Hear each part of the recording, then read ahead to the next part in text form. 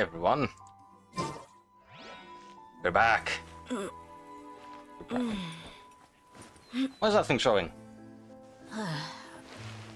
You should not be here.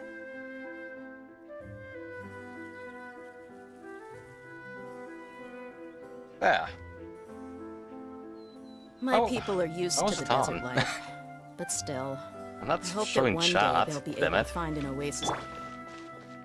Right, so we are supposed to meet Farina here. That's the Act 2 quest, yes. Let's track it.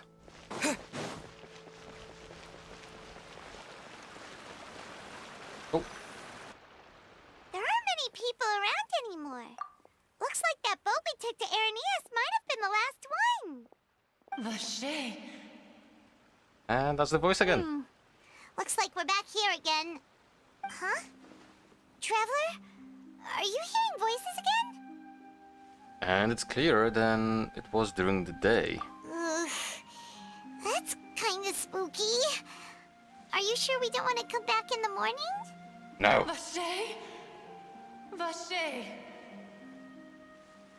Hey, why are you still walking towards it?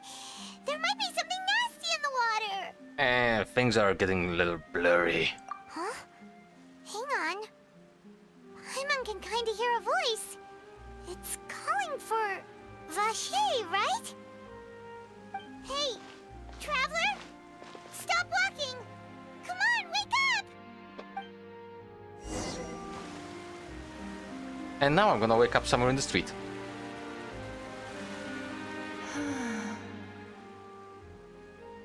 Dot, dot, dot. Vache. Are you my dear Vache? No. No, wait. You seem to be someone else. Do you know Vache? Do you know where my love is? I'm afraid not. I'm... Wait. Who am I? I'm very sorry. I fear I do not know. My memories feel like they have been washed away like a flood. So many fragments dissolved amidst the tide, never to be recovered. How much have I lost?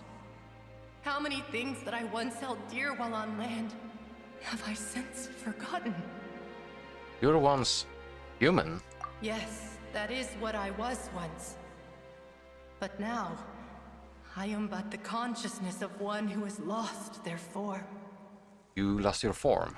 I do not know how I came to be like this either. I only vaguely remember being covered in light blue water, and then all grew dim. Oh, it's the water that dissolves people. Okay, light blue water. Could that have been? Could she be one of the girls who were dissolved? I also remember going to many places.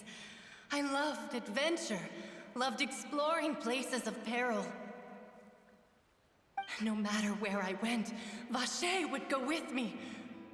I knew how dearly he loved me, and I also loved him equally as much. But now, Oh, damn. we can no longer go back. The pain of such parting. I never knew how heavy it could be. So you need me to find him. No! Our reunion no longer has any meaning. There is no way for us to create any new memories. The thought of me gives him no succor. So let it lie forgotten beneath the waters. If you meet Vache, tell him not to look for me. Tell him to move on. That is the only thing I still remember. I believe it will be hard for him to actually forget you. Perhaps that is so. As I was submerged in the waters, losing consciousness, I saw Vache above the surface. His eyes were filled with such sorrow, such longing. If only I could have comforted him, told him that I did not suffer. Indeed, I had felt a great warmth. That means that Vasher was a witness to the fact that you dissolved. Is that what you call it? Dissolving? If anything, I consider it a form of release. It was a state of neither fear nor frenzy, with only an endless peace, like the water's still surface. I could also liken it to being a thirsty person who drinks water for the first time, and only then sees how they have lived for so long in a world of endless want and anxiety. It seems that after the body is dissolved, some measure of consciousness still remains. I think I hear your companion. It's time for you to go, I think. Ah, right. I wonder how much time has passed in reality. Farewell, then. I am glad that you were able to sense my presence. Remember, if you see Vasher, tell him not to seek me out any longer.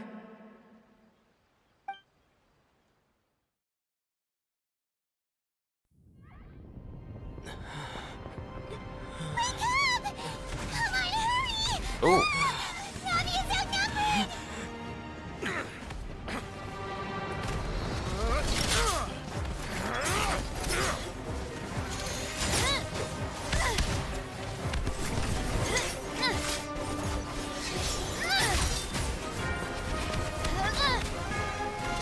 Demoiselle, look out! that's a lot of mechs. Dear God, it's a whole army of Gardamex.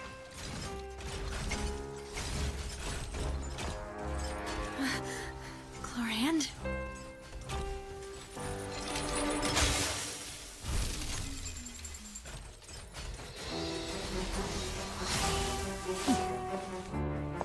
Okay, so she's gonna be Electro.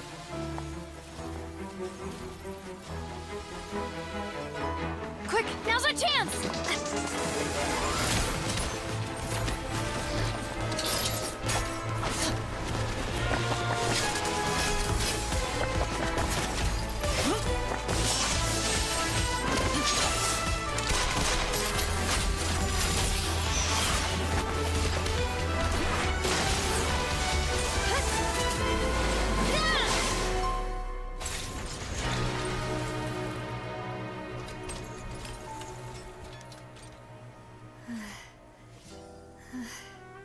Is that white blind?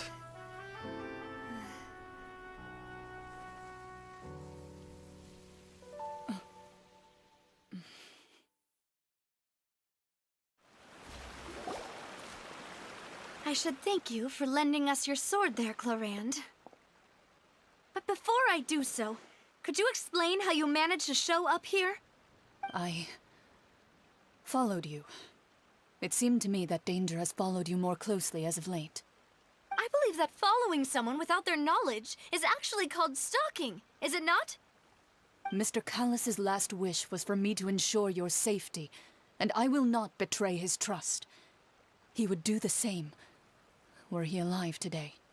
Do not speak of my father! Sorry, Demoiselle. I was not strong enough. Thank you for your aid, Miss Clorand, but do keep an eye out for your manner of speech. I believe we all wish to avoid unnecessary emotional harm. Sorry, I did not consider your feelings. Whatever. What else do you know? How did you come to the conclusion that I'd be in grave danger? I doubt I know much more than you, but I believe that the mastermind behind the serial disappearances is very powerful. Your performance tonight will almost certainly attract their attention.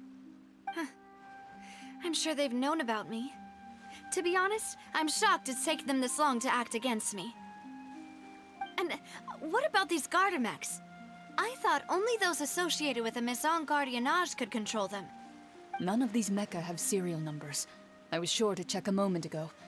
They are not the ones used by the authorities to enforce the law. I can only conclude that some powerful or wealthy party must have obtained them via illegal means, deploying them as a private force of sorts. What? Your point being that they're out of Spina di Rosula's league, then? Yes. Be careful, and do not act rashly. I will continue investigating no matter what. We will bring the truth to light. That's my father's true last wish. Regardless, thank you for your help today, Clarand. But if you get any ideas, tell me first. I don't much appreciate being followed. I do not think that they'll strike again anytime soon. So I shall stop following you. Good day, all.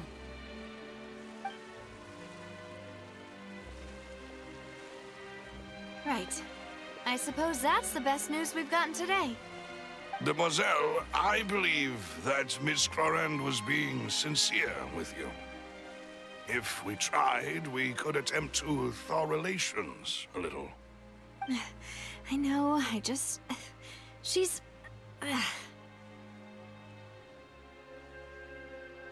What just happened? Oh, thank goodness! Paimon thought we were done for! Those Gardamex came out of nowhere while you were unconscious, and Nadia and her gang saved us! Go on. Oh, and there was that champion duelist named Clorand who came out to save us too! We got lucky there. Paimon probably couldn't have fought them off otherwise. Thanks for the rescue, Navia. Oh, come now. Forget all that polite talk. That wasn't really a farewell meal we had back there. Not for me, anyway. In truth, I hope that every meal we have together shall be a victory feast. As such, we're still partners. There's no need to thank me. It will take 50 years for me to match Demoiselle's magnanimity. If it were me, I would have joined the Spina di Rosula on account of her goodwill long ago. All right, you two. That's enough. Sims. Actually, Navia, how did you know that we were in danger? You sure did show up in the nick of time. Well, to be honest, you're the one who tipped us off, Paimon. Huh? Really? Paimon contributed somehow?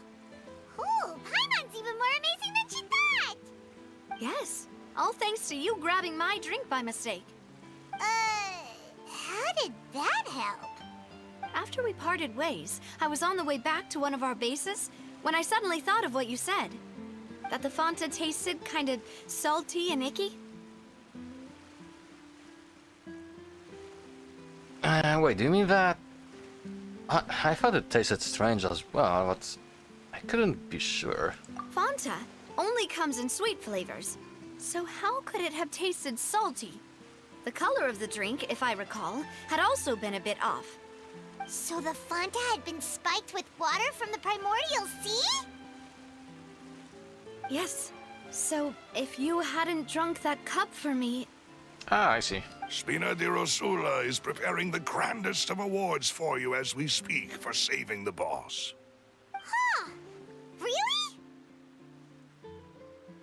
Fortunately, Paimon, neither of us are from Fontaine, otherwise we would have been a blah. I sent people to Hotel de Boer to investigate, but whoever did this left no trace at all. That's when I figured out that you might be in danger and hurried here as quickly as I could. But why would they go after us too? All we did was defend Linny in court and help clear his name. Ugh, now we're caught up in this mess too, aren't we? Well, you did foil a plan that they were probably pretty proud of, and almost got their name in the process. Speaking of which, did anything strange happen when you drank the primordial seawater? Well, it can't be a coincidence that the Traveler fainted just now. He said that he heard that voice calling for Vache again. Oh, and this time Paimon heard it too, but it was real faint. Does this situation have to do with the primordial seawater then? According to Lynette, the ability to hear voices like that has to do with one's sensitivity to the hydro element. Does that mean the primordial seawater raises someone's sensitivity to hydro when it's used on people who are not from Fontaine? That doesn't sound like too much of a bad thing, to be honest. I also gained some new intel. New intel? While you were out cold? Well, let's hear it, shall we? The voice in the fountain belonged to one of the missing women. A person named Vache was a witness when she dissolved. Oh, that is important. Explains, explains! Vache. That name doesn't ring a bell. I suppose he hasn't stepped forward as a witness in court lately. Since he saw that young woman dissolve, he was at least at the crime scene. But he never gave testimony or any information regarding people dissolving in the primordial seawater. Could he have been threatened?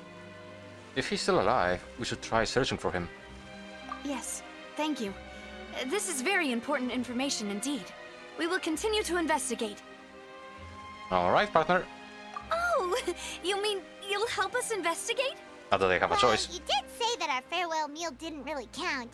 That means we're still partners, right? And besides, we're in this now whether we like it or not.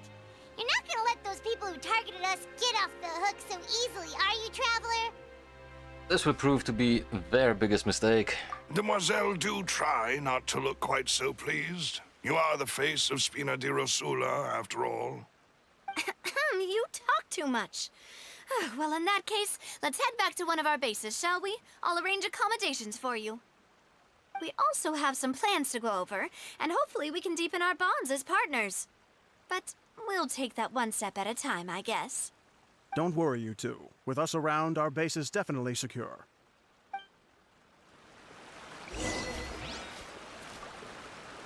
Okay, and on one of those hippity-happening. So this is marked on the minimap. Can I actually do something with it?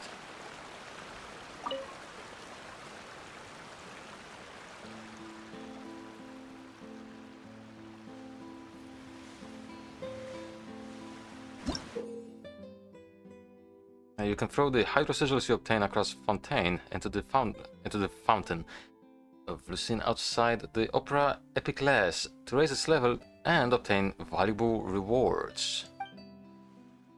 Ah, okay. So this is the equivalent of trees and stuff for the previous zones.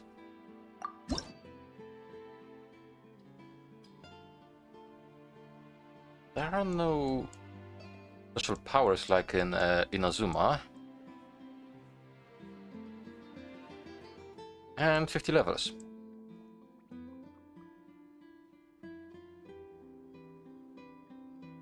Well, there's a crown for the 50th level already, so I'm already happy with that.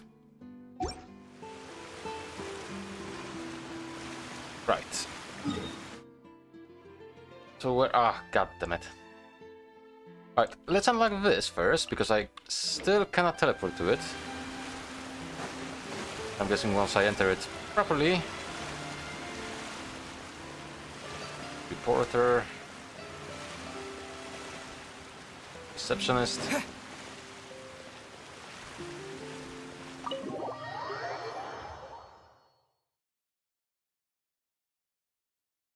Right, so also I'm guessing I will be able to fight those robots, so a win-win scenario for me.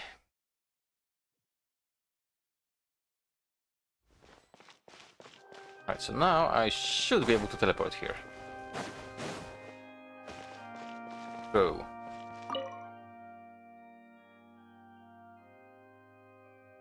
Oh, nothing happens, okay.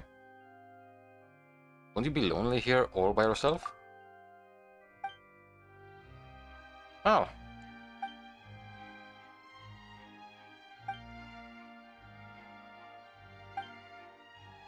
Oh.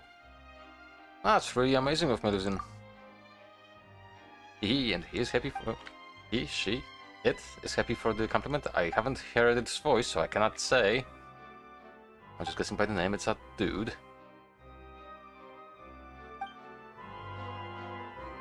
And we got a flower. Okay, so can I now teleport? I can. Perfect. I tried earlier before the stream, and unfortunately I couldn't, so I had to have a bit of a trip. Unlike this as well, but I have this statue here.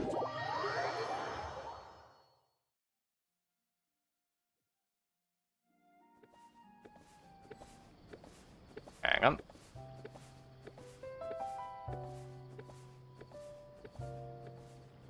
There we go. Okay, so it was this way. After I unlock this teleportation point, I'm going the wrong way. I'm gonna go to the quest marker. It should be somewhere this way.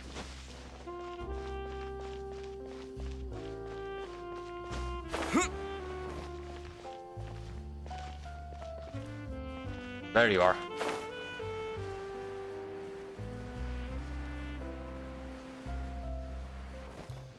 This music is smooth.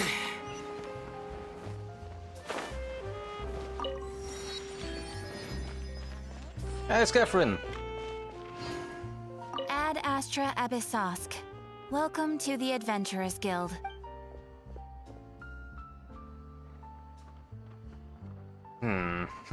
Are you also a clockwork puppet, Catherine? You appear like a masterpiece of the Fontaine Research Institute's thumb? I mean, you are. We already know that.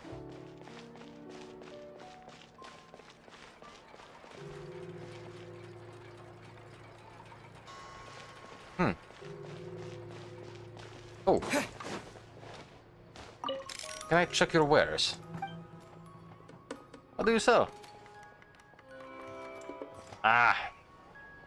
I will need to do the same as in previous zones. An antique's value is in the What is that bag icon?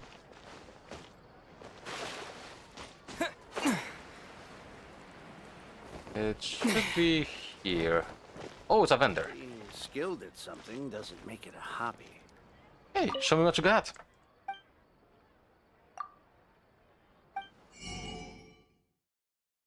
Arcote.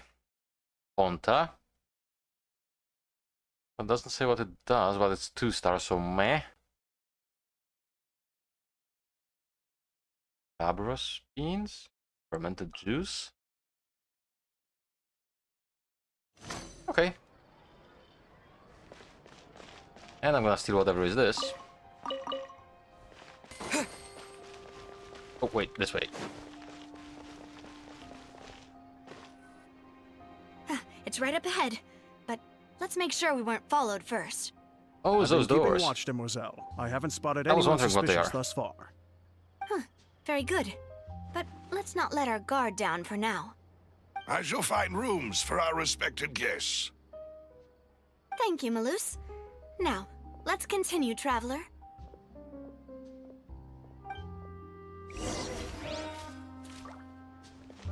Go, go, go, go.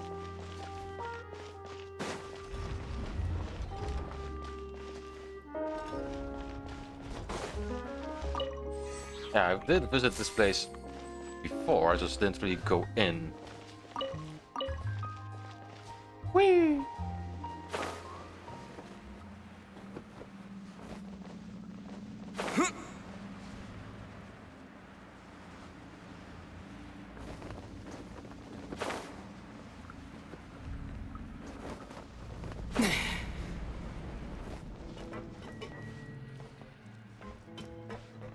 Okay. Oh, wait. Gotcha.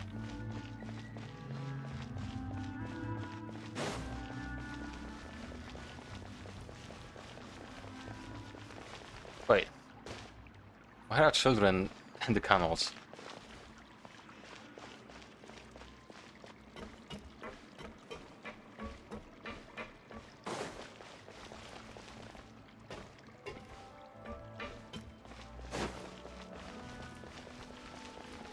Oh, a TP point. The hell is that?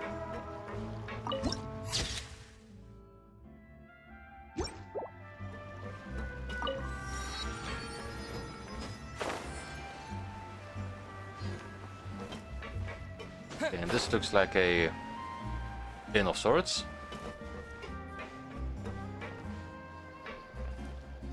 You know, this entire area I'm in right now does remind me of Fallout a lot. Looks good, I like it.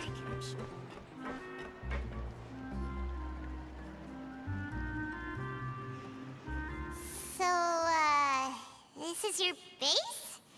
It's not quite what Paimon imagined. Same. Your accommodations have been arranged. Under the present circumstances, I can confidently say it's the best we have. Thank you. Well, our funds have been a little tight lately.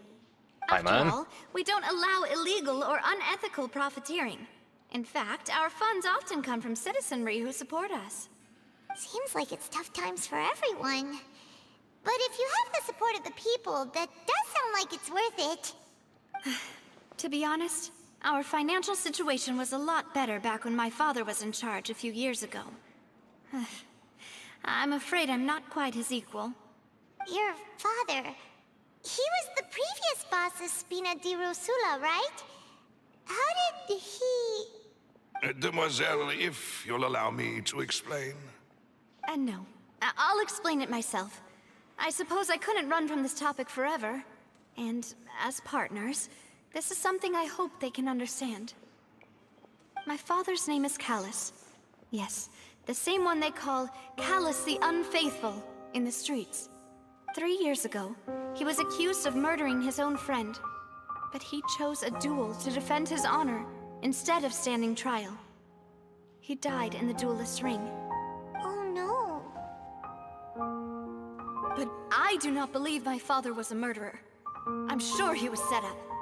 At the time, I believed that if he only stood trial and was duly investigated, something amiss would crop up and prove his innocence.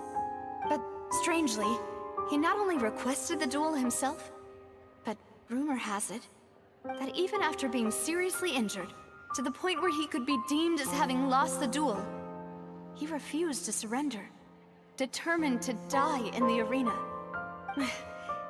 3 years later, I still don't understand why he did that. How could he protect his honor if he's dead?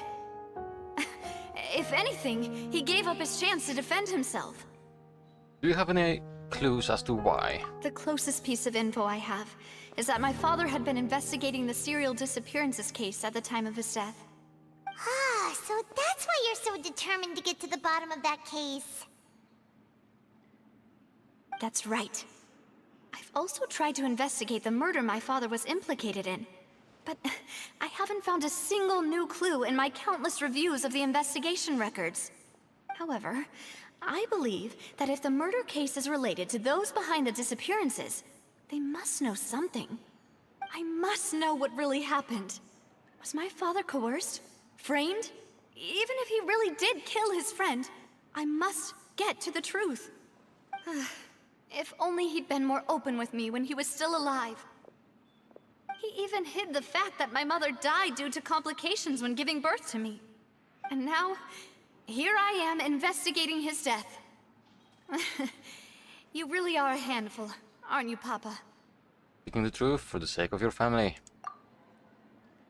No, we're quite alike in this regard. Demoiselle, please, if there is anything I can do, anything at all. I also will never believe that Master Callus murdered anyone. There are none whom I respect more than the two of you, Demoiselle.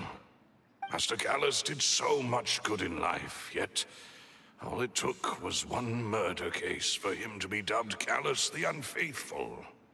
Even our supporters decreased greatly due to that incident, hence our strained finances at present. Wait, if Callus was such a good man, wouldn't people at least be a little suspicious when he was accused? No. Perhaps people just revel in that kind of drama. It's not something exclusive to people from Fontaine, really. Everyone's like that. People love watching the evil turn over a new leaf, but they also enjoy watching good people fall into an abyss from one slip-up just as much. But how could... never mind.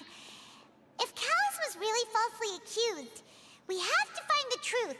He didn't deserve to have that happen to him. There is one other thing. Master Callus's opponent in the duel was Ms. Clorand. Oh, her? Well, then, isn't that as good as saying that she was the one who killed him? Ah, no wonder the mood was a little strange between the two of you. Yeah, that's not the sort of thing that you can just let go and move on from. Ms. Clorand has always placed great emphasis on the honorable nature of the duel. If her opponent doesn't yield, she will not stop either. She knew Master Callus beforehand and greatly respected him, but seeing how he was resolute in the arena, there was only ever one choice she could have made.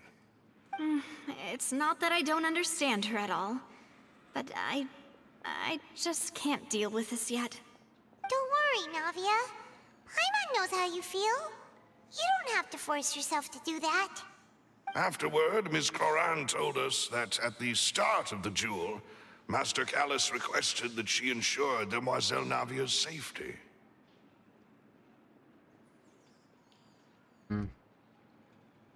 And that indicates that he intended to die in the duel. Yes, that is our understanding as well. Oh, Papa. What madness drove you to ask the person who killed you to take care of me? All right, anyway, that's the information I wanted to share with you. Even if it did sound like I was just complaining towards the end. No, it's alright. Thanks.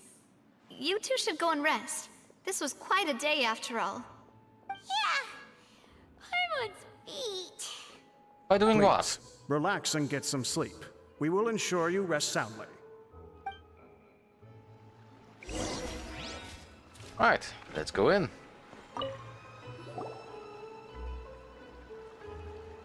Oh, I was actually hoping to actually see what's inside. Paimon slept so well. This place feels almost too safe. Huh? Navia? Where did the other two go? I sent them back to Poisson. It's Spina de Rosula's place of origin, and where we have our headquarters. There's not much for them to do here at the moment. Paimon gets the feeling that you're just trying to get them off your back.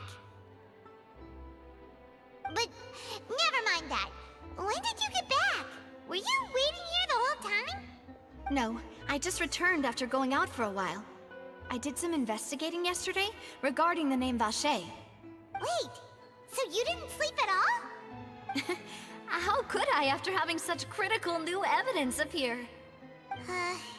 Guess Paimon wasn't speaking for everyone just now, huh? Unfortunately, this name seems to have been wiped from existence. It doesn't seem to have a match anywhere. I suspect that those behind this have already taken steps to hinder an investigation from this angle. But that does prove that this Vache person is a key witness in the incident. Does that mean we're too late, though? No. There is one ray of hope. One place in Fontaine that they would find almost impossible to threaten, no matter how much they wanted to. And that is the archives kept by Chief Justice Neuvillette. A place where detailed files on all the cases in recent years are kept. If the Oceanette you met is one of the young women who went missing recently, we should be able to find some related information there. So Neuvillette maintains an archive of case files? Whew. Guess that's the hard-working Chief Justice for you. I mean, that makes In sense. that case, let's go talk to him, shall we? Aren't you coming along, Navia? Did you get tired? No, it's nothing. Let's go see the Honorable Chief Justice.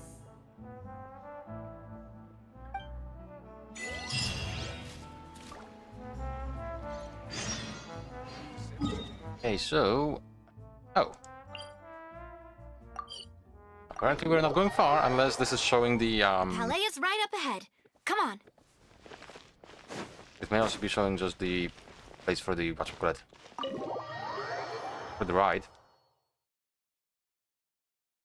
Not saying we are getting zoned.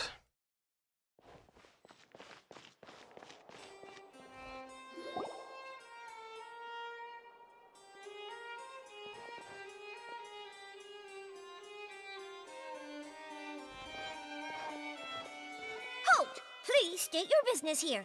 The Chief Justice is presently occupied with official matters. Huh. This place does look pretty heavily guarded. Guess that proves that Nervalet's files are really secure. Hey, don't you recognize us? Huh? Who are you? Just to be clear, I don't care who you are or who you might be related to. Our rules make no exceptions. See? They've got great discipline, too. Yep. Paimon can tell. If you're here just to crack jokes, I can point you towards the exit. Unlike some, we're busy, so please leave if you don't have a reason to be here. No. What I meant to say is, shouldn't you remember us from a few days ago? We were at the trial of the great magician Linny. Oh, yes, I remember. I read about it in the Steambird. You must be Linny's attorneys. It's all coming back to me now. We're here today to report and archive some information on a follow-up case. Huh. Is that even a thing? It is now. Of course. Don't worry. We're here on official business. You can trust us. All right then, I'll let you through. The Chief Justice is just inside. Thanks so much. Are we gonna get in trouble for that?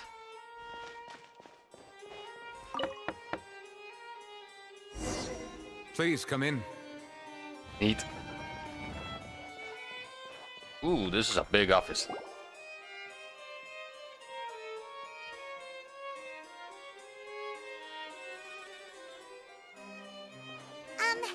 Sorry to barge in, Monsieur Nervalet. We only lied to get in because we didn't know any other way. It's all right. Please let me know how I may be of assistance to you. So you're not mad at us? We're looking for a man called Vache. He may have been an eyewitness in the serial disappearances case. If we can find him, we may be able to unearth some key information on the case. Ah, I see. In that case, please wait here a moment while I browse through the files. A moment, this would take ages. Who knew that Nervalet would be so easy to talk to? I know! I was expecting him to be a prick.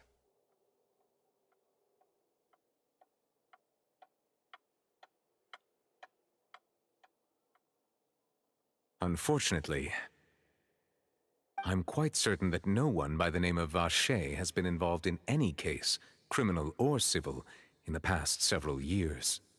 There are no records of him either in the files or in my memory. So, we're back to square one. Traveler, what if it was really just a dream? Is that so? All right then. Thank you so much, Monsieur Neuvillette. We'll take our leave now.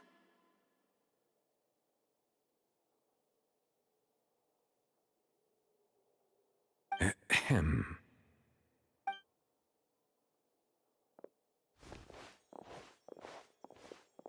Miss Navia, I can understand how you feel. Your father, Callus, was a truly exceptional man. We deeply regret his passing.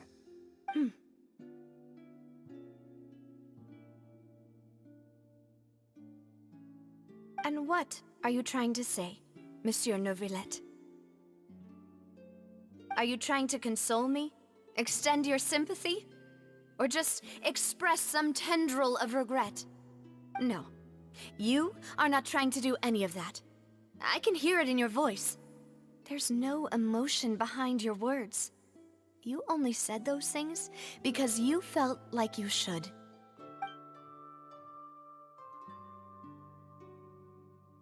It's just like last time. After my father took his place in the duelist ring, I pushed through the guards to talk to you as a last resort. You even told me then that you thought there was something fishy with the case, yet you still allowed the duel to go ahead. In your eyes, the value of a human life is nothing compared to those cold laws you hold so dear. If you truly regret my father's death, then why didn't you call a stop to the duel? Why didn't you give me the power to stop him from throwing his life away? Why did you just let him die, despised and hated by all? Everything was hanging on a thread at that moment. Just the tiniest effort could have changed everything. There are still so many things I never got to tell him. So many questions he still owes me answers to. If you really have no heart, then just look me in the eyes. I, Navia, will show you the true meaning of regret. I'm sorry, Miss Navia. You and my father are truly alike. You keep all kinds of things in your heart and never say a word to anyone. Can kinda relate? It's not so much that you can't feel, but that you would never express anything. Oh well. In any case, everyone already knows full well the apathy of the Chief Justice. My apologies for taking my emotions out on you, Monsieur Chief Justice. Let's go, Traveler and Paimon.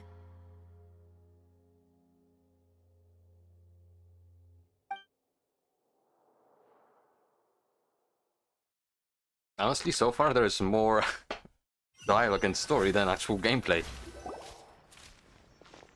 Which is both good and bad.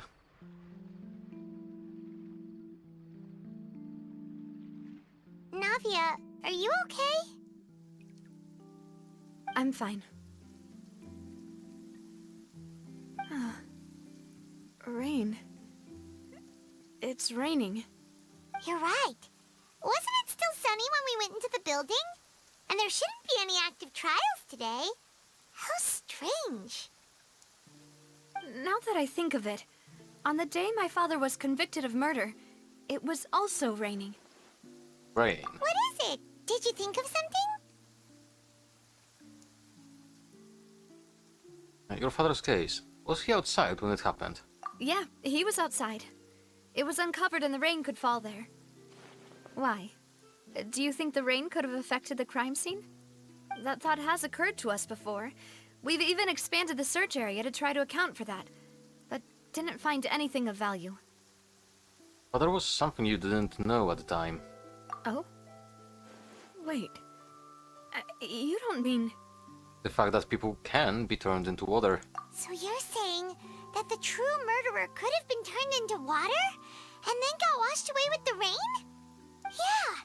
And if that's what had happened, then no one would have believed your dad, even if he explained what he saw to the authorities. I really think I found a true genius for a partner. You're completely right. How did I not connect the dots earlier? All right, let's go to Poisson. With this new lead in mind, we'll get to the bottom of my father's case for sure.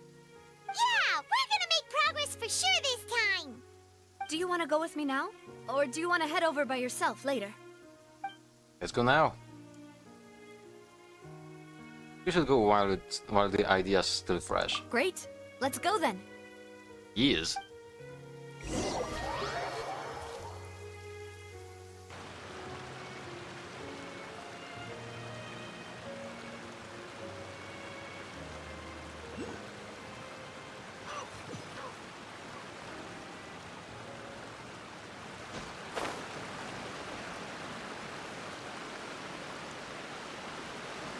Oh, there's another entrance there.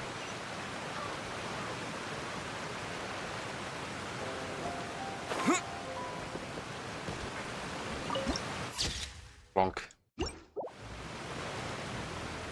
Hey, this really looks like a Fallout encampment.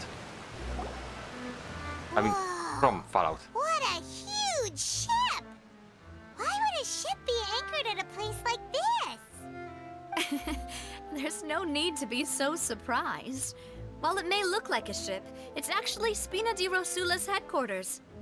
My father was the one who asked for it to be built like this. Perhaps our taste in exterior design is the only thing we occasionally had in common. A gigantic and glamorous ship embodies discovery, opportunity, ambition, and conquest. It symbolizes Spina di Rosula's bright and limitless future. I think I'm starting to get why you like it. And Paimon thought you were bluffing when you said Spina di Rosula had a glorious past. Paimon was confused why a group with such a history would live in the sewers.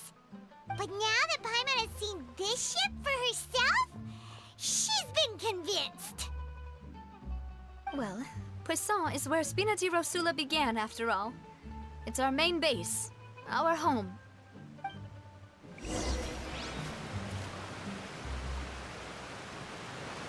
Okay, so... Oh.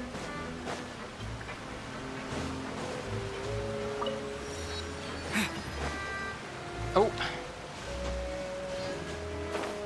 Of course I found a way to get off.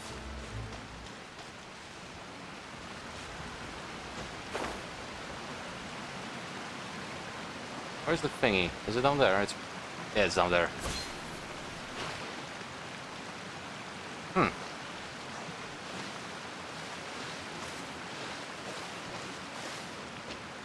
Oh, right. I forgot I can do that.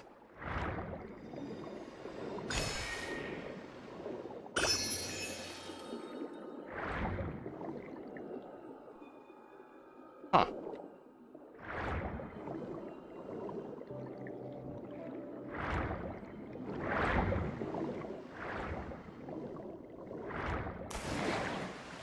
Oh.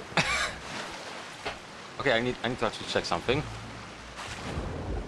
Because this may mean that I can jump out. Neat.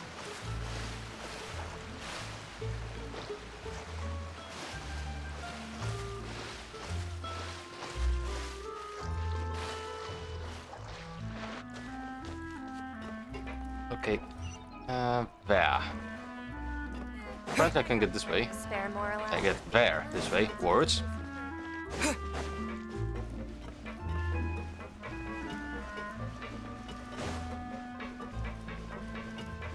Yep. They might have it good for a while, but it ain't gonna.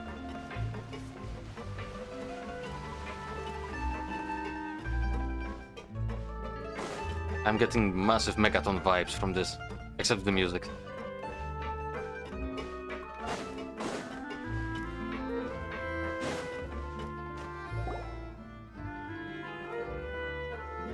Maloose, we're back! Apologies for the wait, demoiselle, and our most important partners. You said before that you still had some business at the court. What brings you back to Poisson so quickly? About that. It's because my partner here reminded me of something really important. You see, what if my father's case had something to do with water from the primordial sea? You still remember, right, Maloose? On that night, it was raining? Yes, the case was quite similar to that of Mr. Linney's. Both were what you'd call impossible murders. Could the mastermind be the same person? Could you tell us a bit more about what happened before? Yeah, of course. Many years ago, something called synth began to gain popularity in Poisson. At a glance, it was a kind of drink that could excite your mood and produce many pleasant hallucinations. No drugs. Wait! Didn't that guard guy who turned into water also mention that the primordial water could be used to produce some kind of potion? Yes, he did. Considering what we know now, it's almost certain that synth is created using water from the primordial sea. If you drink synth for an extended amount of time, you'll suffer many side effects, such as losing the ability to focus or control your emotions. And if you were to stop drinking it completely, you'll experience flashes of paranoia and anxiety while lacking energy to do anything. It's an extremely dangerous substance. As he oversaw Poisson, my father was compelled to put a stop to synth abuse and called for a complete ban of it. Boss's uncompromising attitude incurred the synth vendor's wrath, but no matter how much they threatened or bribed him, he refused to yield. Not only that, Boss became determined to find the mastermind behind the synth operation and put an end to the problem once and for all. Yes, But the enemy was very cunning. So he could never get anything out of the dealers, all of whom only sold the stuff and weren't privy to the rest of the operation. Recognizing that, my father decided to contact the dealers in secret and cultivate personal relationships with them. Finally, he was able to convince someone to become his informant. The man's name was Jacques. He felt greatly ashamed about his work after seeing many families destroyed by synth abuse. That night, my father hosted a banquet at his countryside estate. He planned to meet up and exchange information with Jacques over some food. But then, we heard 2 gunshots from the courtyard. We raced to the scene and found my father, still holding a gun, and Jacques, who was already dead on the ground. Huh? How did that happen? Aren't they on the same side? Sounds just like Lenny's case, doesn't it? In both cases, the culprit seemed obvious, but neither appeared to have any motive at all. Looking back on it, though, I now believe the most important clue was something we all overlooked at the time. There were pieces of clothing left at the scene. So, they could have belonged to someone who got dissolved. Precisely. It's all thanks to you that I made the connection now. Back then, we all just thought they were some costumes that Jacques used to disguise himself at the banquet. But, considering it now, it's almost certain that they belong to a third person at the scene. With one extra person, we'll also need to reconsider why the 2 shots were fired. So maybe your father got into an argument with Jack, but it was also possible that the third person was to blame. You're right. We still don't know what happened. But my intuition tells me that we're on the right track to figuring it all out.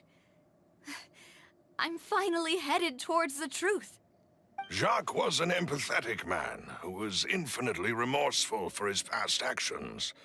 It's unlikely that he turned on Boss with 0 warning. I think this third person is probably the key to the full truth. On that note, however, even though this will not please you, demoiselle, as your and your father's butler, I must still offer a word of warning. Our opponent is insidious and cruel. They are extremely difficult to deal with, and Boss has already lost his life trying to bring them to justice. Even though Spina de Rosula has lost most of its former glory, Poisson has welcomed a new time of peace, and we have been allowed to live out our lives. There is no need to follow your father's path. It would be both wise and in line with Boss's wishes to step back and give up on the case. If that's indeed what he wished for, then he should have told me that himself. Was I not the closest person to him? And yet, I was the one most kept in the dark. What was the point of him dying without sharing any of the secrets he knew? Did he manage to protect anything in the end? Synth is still here. Callus the Unfaithful is still his epithet. And Spina di Rosula is barely getting by. Nothing has changed. Did he think I'd just accept his meaningless death and live out my life just as meaninglessly? I've never accepted that. Ever. Not since that day, and certainly not now. I want to find out the real answer for everyone's sake. For the missing girls, for the victims, and for myself. Navia. This is indeed the best moment to act. Your partner appears to be quite reliable, and more importantly, demoiselle, I think you're also ready to take this on. So you do know something else, Malus? Yes, I do. In fact, even before that banquet, Boss already knew of the connection between Synth and the serial disappearances case. But what drove all the tensions to the boiling point was the revelation that you, demoiselle, had been selected as the next target to disappear. What? Ooh, rip. Boss also didn't tell you that he had been diagnosed with a rare illness. The doctors told him that he had no more than 5 years left to live. And the serial disappearances case caused him great anxiety. 5 years was nowhere near enough time to resolve this long-standing conflict. But once he passed away, all the danger would pass on to you. Knowing all of this, he decided to use one final intimidation tactic before his death. He claimed to have already gotten his hands on some key incriminating evidence for the other side, and even told some members of Spina di Rosula about the details. But as long as you remained safe, he would not share the evidence with the public. If something were to happen to you, then he and all those he told would immediately expose all they knew about Synth and the disappeared victims. Right, so nobody would be able to get off scot-free. As we've seen, Boss's tactic has worked. Even though Boss has been gone for a long time, the other side has not tried to take Demoiselle's life. No, I don't believe it. He never appeared to look sick to me. No father wants their daughter to see them weak and haggard, especially someone as proud as Boss. To him, dying in a duel and suffering lasting dishonor as the unfaithful was still far preferable than losing face in front of his daughter. So he chose to die in silence, so that he could protect me. I'm afraid you're not understanding this correctly, Demoiselle. What Boss wanted to hand to you was not a parasol, but a sword. If Boss's spirit could hear you telling me that you want to find the answer for the sake of everyone involved, I'm sure he'd be extremely proud. That fool. Couldn't he have just given it to me straight? No. He might have set up everything precisely because he never thought I'd be able to understand him. Is that the amount of confidence he had in me? And what if I was never able to make it to where I am now? He gave you the choice to live how you want. Yeah. I suppose that's true. With the way he'd set things up, if I had wanted, I could have just lived out my life without a care in the world. But thankfully, he rarely talked to me about complex matters, and thus understood little of me as a person. In this case, he really didn't need to give me an easy way out. Malus, what was the key evidence that he shared with you? It's the location where Synth is produced. Essentially, it's the enemy's headquarters. When he was threatening the enemy, Boss didn't share the specifics of the incriminating evidence he found. But if you want to use it against the enemy, you'll still have to take several things into consideration. Why? If we know where the place is, can't we just go storming in? You mustn't forget that we're fighting against a mysterious and dangerous organization that's been in operation for decades. There's no telling what might be lying in wait at their headquarters. We also have no idea what kind of evidence we may be able to find inside, nor what people we may be able to capture. But a single visit to their headquarters would be tantamount to a formal declaration of war. The worst case would be that we leave empty-handed, but also open ourselves up to full retaliation. Then, in that case, why not work with the Fontaine authorities? Well, you saw one of them dissolve during Mr. Linney's case. We have no idea just how thoroughly they may have been infiltrated. Huh. That's true. Seems my father really had no choice. But things are different now. It should be a lot easier to prove the other side's guilt, now that we've connected Synth with the disappearances case. You sound like you've put a lot of thought into this, Malus. I am the butler, after all. I live but to serve the boss and Demoiselle's will. I've always been willing to take on any kind of risk for your sake. But considering my relative lack of ability, I've spent my time keeping secrets, performing basic investigations, and waiting for the right time to come. Thank you for all of that, Malus. Have you discovered anything new in the past few years? Let me think. One conclusion I came to was that the enemy must be quite familiar with Spina di Rosula, or at least have an informant planted here. When I announced orders to the organization's members on Demoiselle's behalf, I used to deliberately keep a few people in the dark and observe the reactions of the synth vendors. If the vendors didn't change their plans, then the individuals informed of our orders must be innocent. If the vendors packed up and fled, however, then someone must have given them the news. After several rounds of testing and investigative tracing, I've narrowed the suspect list down to 3 people. The first is Florent, Spina di Rosula's senior advisor. Huh? Florent? Yes, surprising, isn't it? He was one of the people Boss trusted the most, which also means that he was someone who understood Boss really well. Thanks to his position within Boss's innermost circle, he always knew our upcoming plans and could thus avoid capture this whole time. There's someone else like him too. Marcel, the head of Confrérie of Cabrières. Uncle Marcel. What is this? Confriere?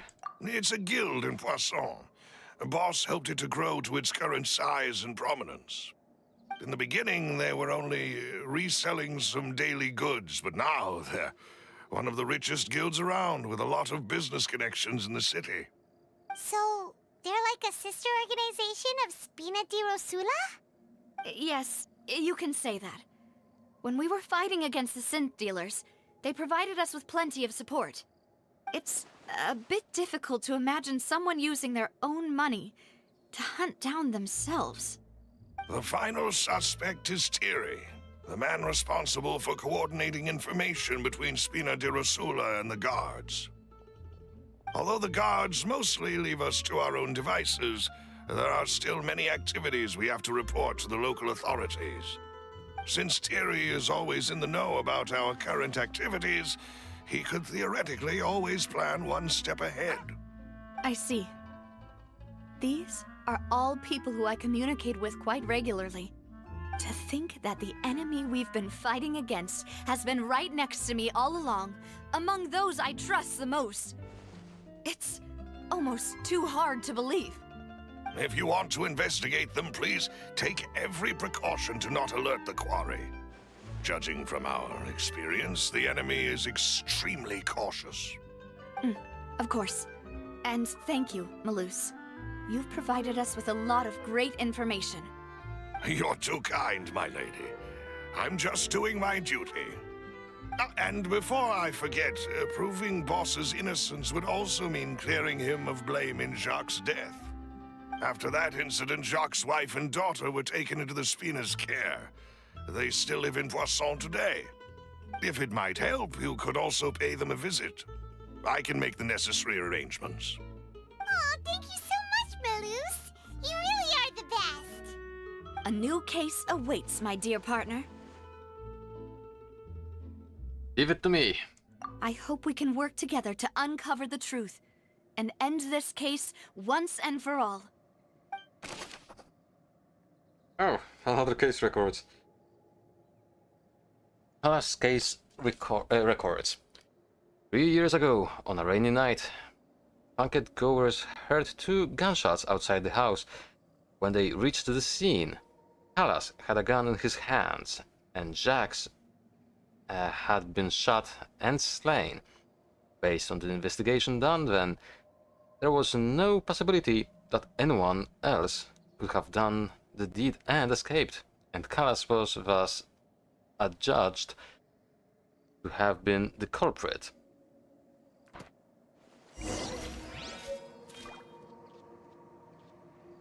Okay. So my thoughts right now are that it was either the first guy or the cop, the guard.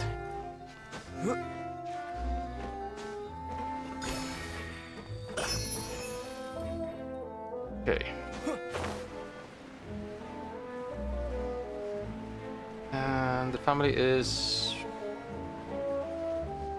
there.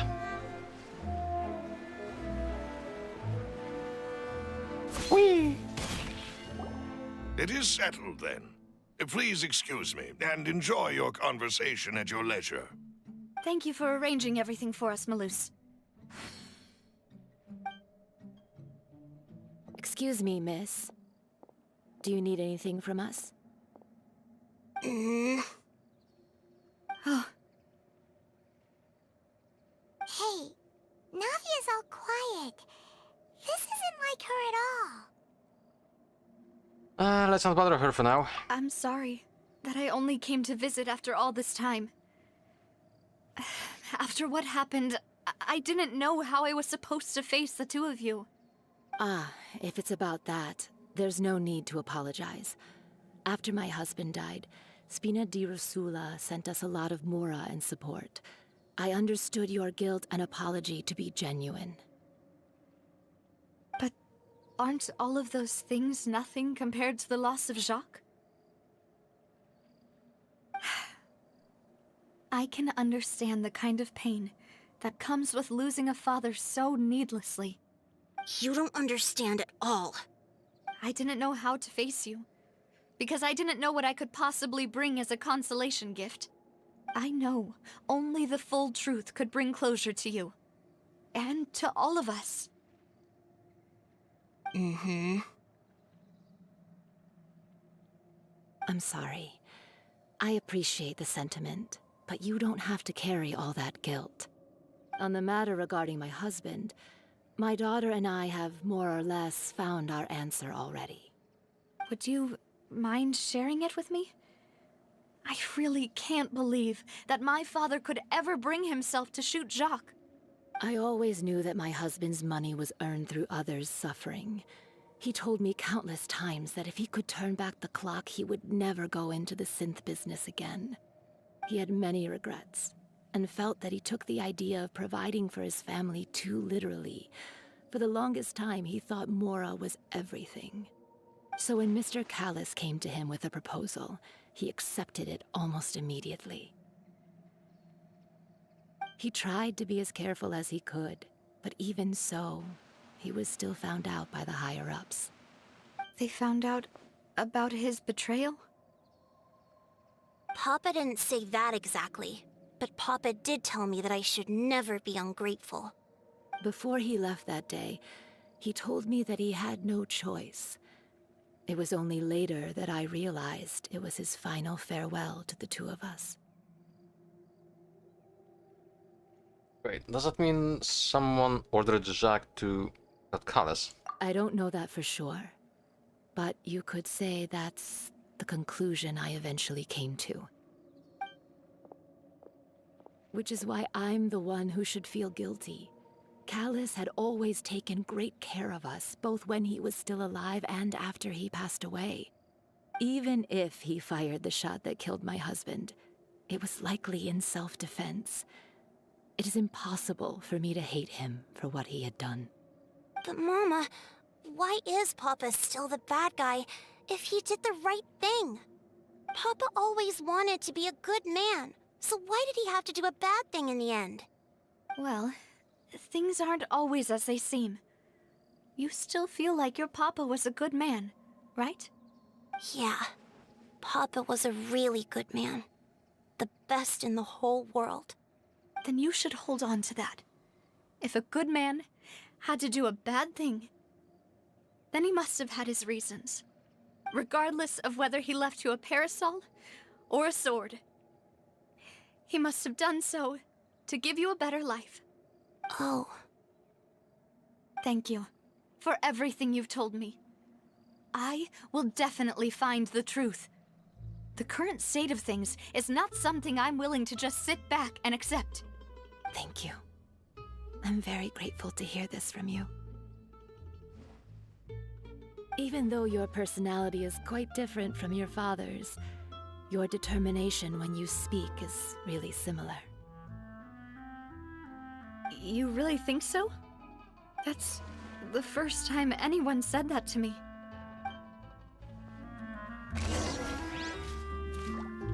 Testimony from Jacques' family.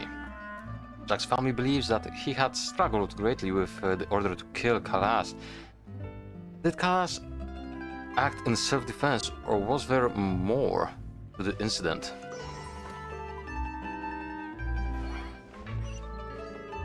Oh, goddammit. Are you okay, Navia? I'm fine. Don't worry. Let's investigate the 3 suspects next. Laurent should be nearby, and we should be able to find Thierry and Uncle Marcel in the city. I'll get myself together on the way, so please don't worry. Thank you for the money. Okay, this was... Greetings, boss. How may I be of assistance today? So this guy and the cop, the guard, are my main suspects here. I'm sure you've heard about what happened at the Opera House. Someone got turned into water right in front of us. Yeah, I've heard. With something that dramatic, I'm sure journalists will milk it for all it's worth. And it'll be all the talk for the next several weeks. It also reminded me, on the day that the incident happened with my father, it was raining outside, and we found some clothes left at the scene. After my partner here put the dots together for me, I feel like we should try to reopen his case. Can you do me a favor and try to recall what happened that night? Let me think. Mr. Callis was feeling pretty upbeat that day. So he was drinking and bantering away with us at the table. After that, he told us that he wanted to go get some fresh air. So we let him go without thinking much of it. Who knew that we would hear 2 gunshots ring out right after? My first reaction was that Mr. Callis's life was in danger. So I grabbed my holster and made a mad dash toward the scene. But when I got there, it was already too late. Mr. Callis was standing over a dead body with a gun in his hands. All we could do was look back and forth at each other, not knowing what to say. So you also remember 2 gunshots then? Indeed. The guard said that the first shot didn't hit anyone, while the second killed Jacques. But I've never really bought that explanation. Reason being, Mr. Callis had left his gun on the table. I even made sure to confirm that before running to the scene. But according to the guards, that doesn't mean he couldn't have had other guns on his person. About the clothes left at the scene that you mentioned, do you think there was a 3rd person there who was turned into water? It's very possible. At least from our perspective, my father had no reason to kill. So he would also have no reason to bring an extra gun with him. The gun he was holding probably belonged to Jacques, or a 3rd person on the scene. Yeah, that makes a lot of sense. So you're saying Mr. Callis ended up with the gun because he seized it from one of the other guys? But hold on. If that's what had happened, then why didn't he share the truth with any of us? He didn't even want to face the Oratrice machine, and chose instead to prove his honor in a duel. Did he lose all faith in the courts after seeing someone dissolve right in front of his eyes? About that, Malus told me a thing or two. So, I think I can understand why he committed to the duel. I'll tell you everything, once the whole truth has been revealed. I understand. Then, I'll leave Mr. Callis's honor in your hands, boss. And if I may just say one more thing. The whole Callis the Unfaithful epithet has been a thorn in my side since the day it was invented. Many people have laughed at me for still calling him Mr. Callis, even after so many years have passed. But it was Mr. Callis's trust that allowed me to rise through the ranks of Spina di Rosula and live the life I lead today. No matter what others might say, he'll always be the man I respect the most. And he'll always be my boss. Don't worry. I will definitely find the truth. You and all our other comrades at the Spina deserve to know the truth as well.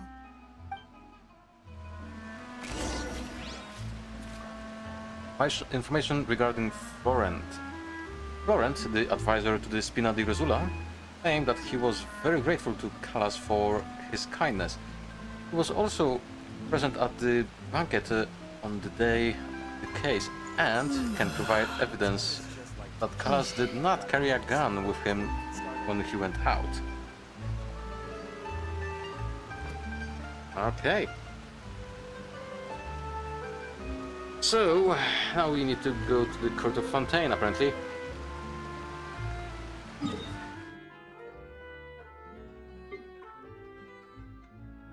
Oh, good, it's close.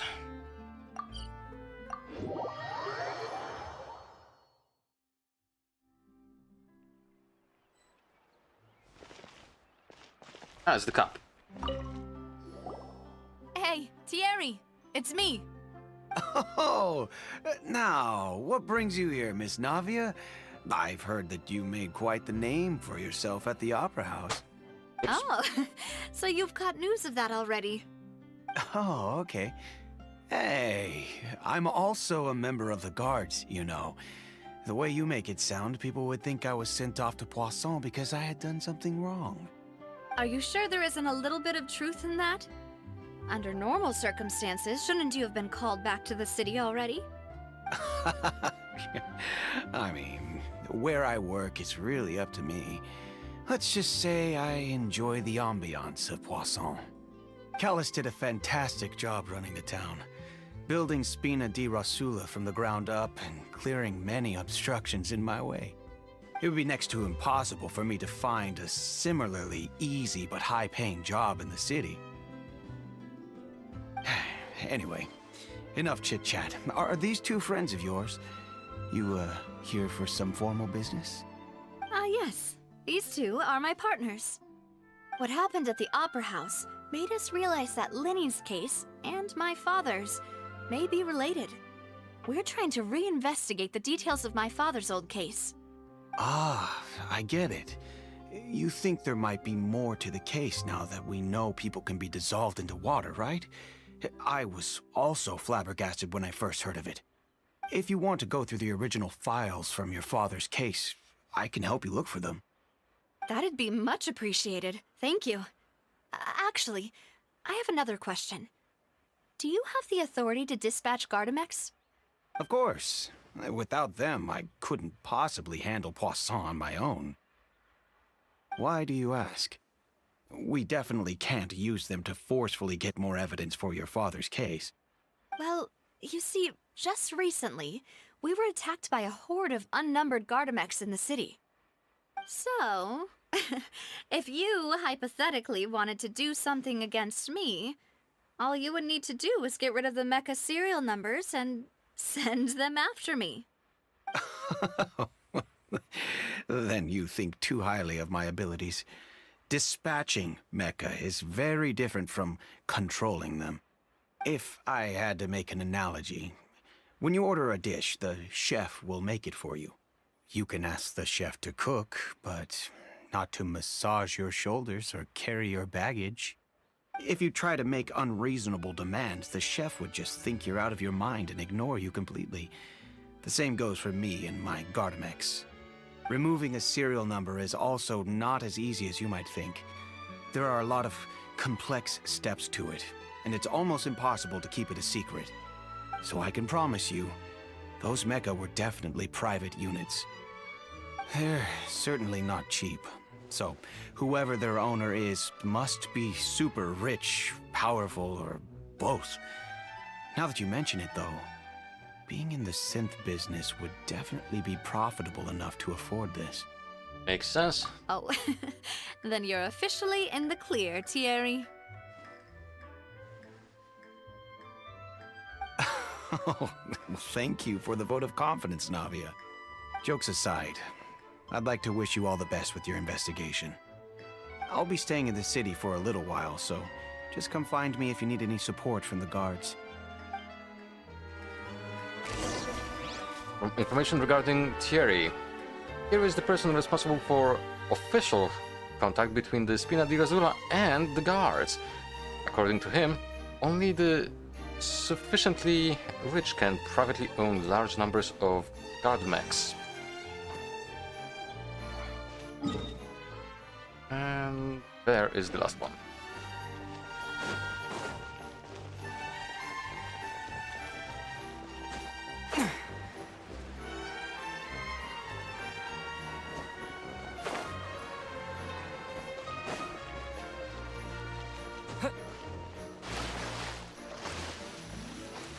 Wait, I can dive here as well? No, I cannot.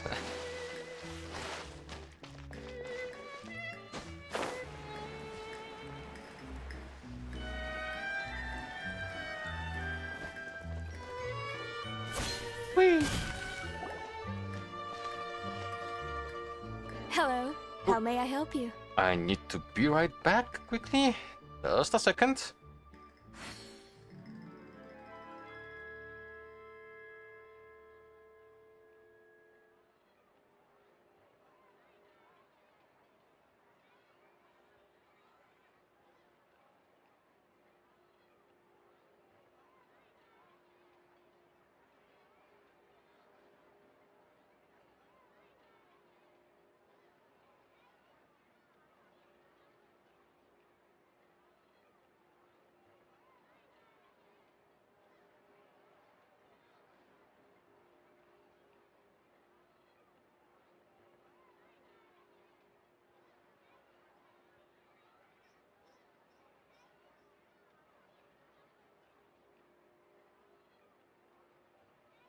Okay, and I'm back. Sorry for that. I'm here to see Marcel. Could you please let him know? You can just say Navia's looking for him. Oh, right. Sure. I will let him know right away.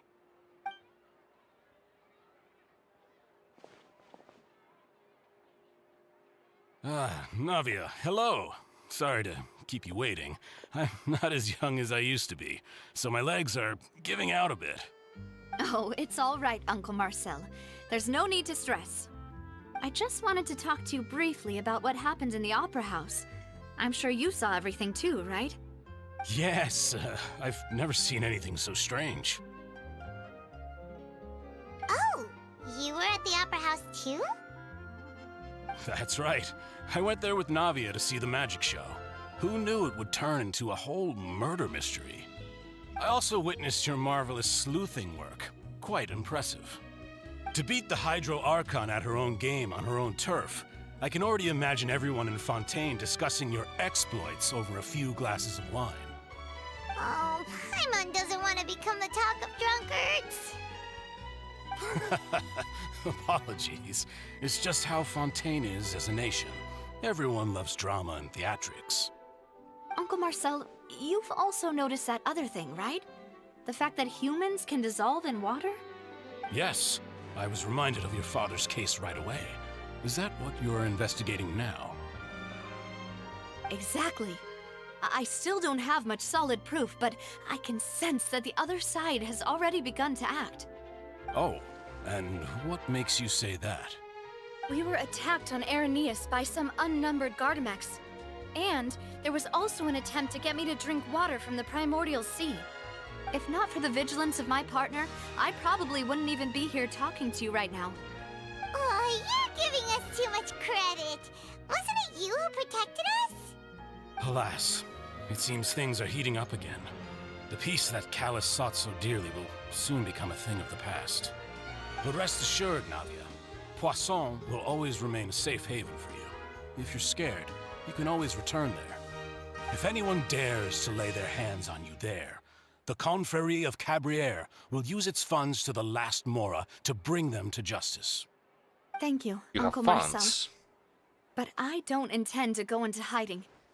I'm going to strike while the iron's hot. Do you have any new thoughts on my father's case? About that. Sorry, my age is catching up with me, so it'll take me a while to recall my memory.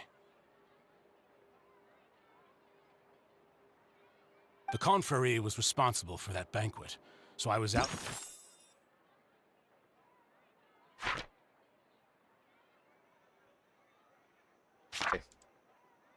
And about the whole time making sure things were running smoothly. I didn't even have the time to drink with the guests. Then I heard the sound of a gunshot, and the rest was history. Oh, it's okay. No need to push yourself. A gunshot. We'll ask around some more. See if there are any valuable clues elsewhere. Sounds good. Just let me know if you ever need Mora. All my wealth comes from Callus's patronage and support. I'll spend however much it takes to clear his name. Okay, so the person I was not suspecting seems a little bit more suspect to me now. Information regarding Marcel. Marcel is the leader of the Confrères of Cabrières and was the organizer of the banquet years prior.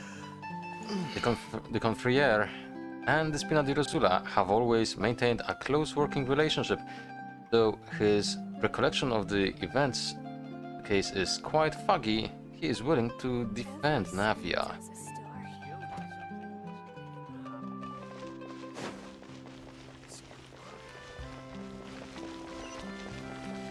But I'm quite suspicious of him now.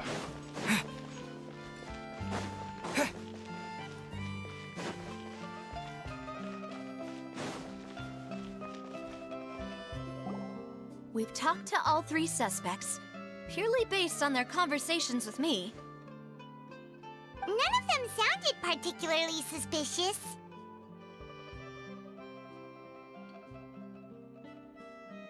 Yeah, none of them really stood out as a suspect. I suppose that's to be expected, though. Yeah? If a single conversation's all that's needed to find them out, then my father wouldn't have needed to investigate the case for so many years. Anyway, even though we didn't make a breakthrough, let's still compile what we were able to find. But where should we start? Jack's motif. Ah, you're right. Motive, even. Flora mentioned that Callus probably only ended up with the gun because of circumstance. That makes sense. According to Jacques' family members, he already told them that he had been discovered, and that he had no choice before he left home that day. If I had to guess, he probably received an order from the synth boss to kill my father. Had he refused, he and his family's lives would have been forfeit. So, Jacques fired the first shot?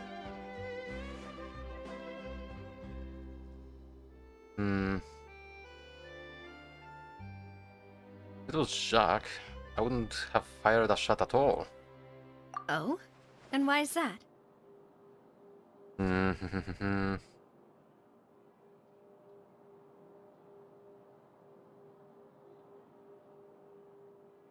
I mean, those are the same options.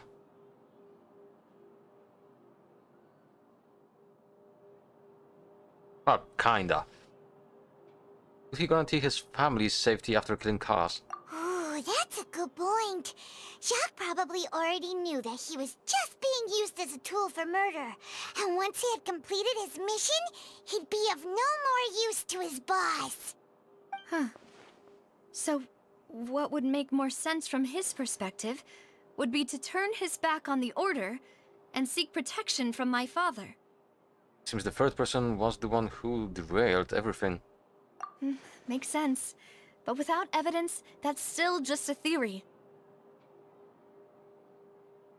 Besides Jacques, the attack from the Gardamex has been bothering me quite a bit as well. It's obvious that our enemy has become more antsy after the secret of the primordial seawater was revealed. Do you think he knew, even then, that we'd follow this lead to the end? Given everything that's happened since, it's quite possible. But who among the 3 suspects would have the ability to control privately owned Gardamex? Marcel? Uncle Marcel? My father did really trust him. And they worked together on a large number of projects. Maybe that's how he got to know Jacques.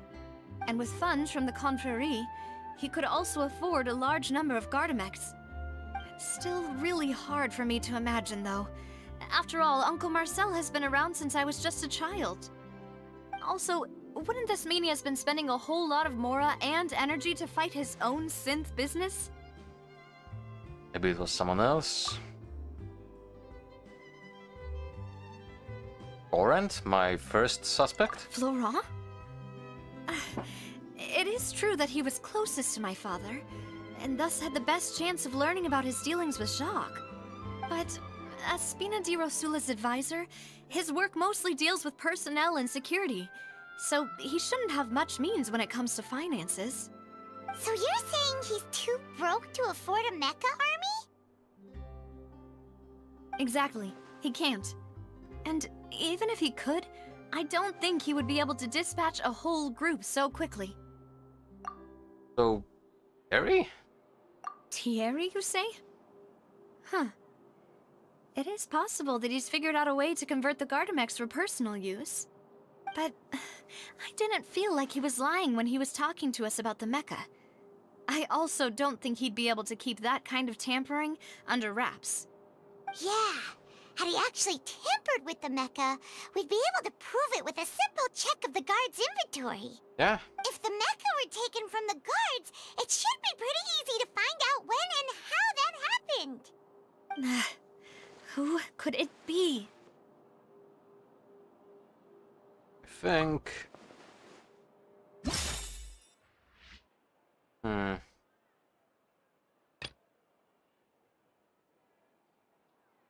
I think I'll go with Marcel.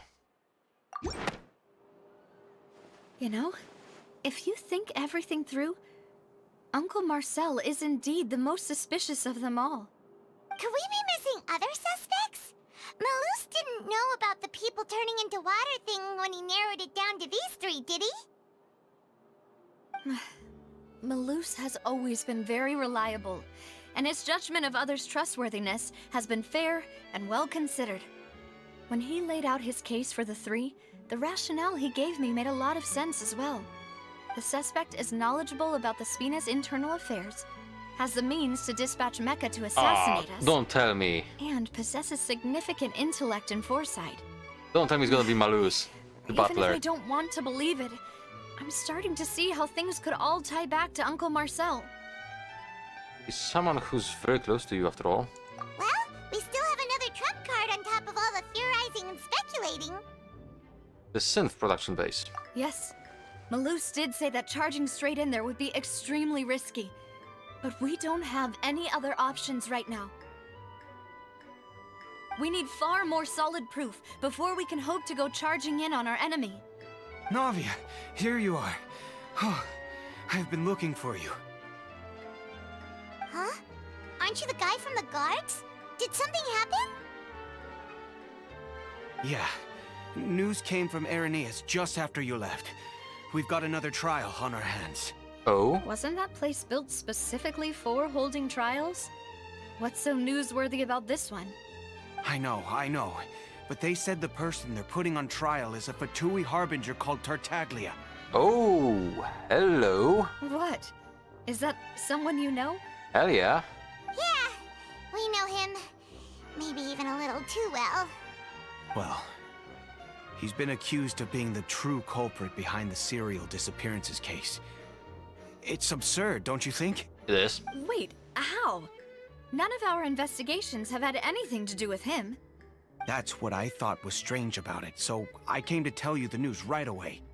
If the charge against him stands, then it'll be next to impossible to get the guards to support any of our planned investigations.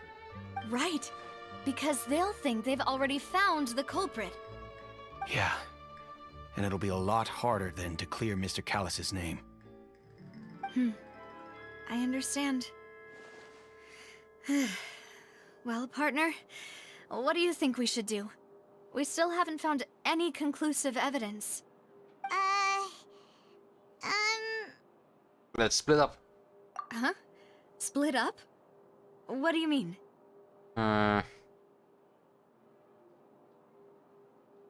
You can go to Irenaeus while I'll go investigate that place. I'm confident in my combat abilities. Just as expected of my partner. Since this is a trial about the serial disappearances case, the culprit's attention will be focused on Irenaeus, leaving his home base wide open. You're right. This is our best opportunity. All right then, let's do this. I'll stall them at the Opera House and charge Marcel as the true culprit. I won't have any chance of making that charge stick, though, unless we find more evidence. It'll be up to you to make it back in time and hand the decisive evidence to me. Leave it to me. We'll help you, just like you helped us in Linny's trial. Demoiselle, please allow us to accompany you. I'm ready. Ah, Malus, Silver. When did you two get here? We heard that you'll be leaving Poisson and figured that you might require our assistance. It's our hope that your confidence will be bolstered with the two of us by your side. Thank you so much. Then, let's make haste for Arrhenius. Paimon, Traveler, I'll see you at the Opera House. See you then! Suspect analysis. Combining the information regarding the Gardamex and the investigation results so far, it can be concluded that there is only one person who can have a large number of Gardamex in his possession and run the sneeze and run the synth business without leaving traces. This person is none other than Marcel. So the person I suspected the least at the start might be the actual Now that suspect. Navia has set out for Arrhenius, we should also get going. The location has already been marked on the map, so let's head over. This area is really nice.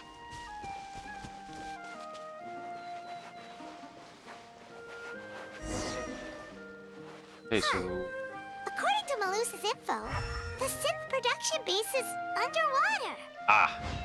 Let's go and try to find the entrance.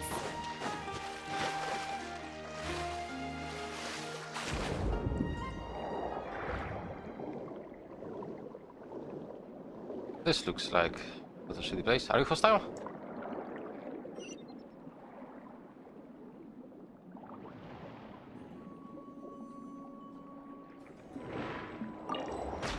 Oh, yes you are. I'm gonna smack you back for that.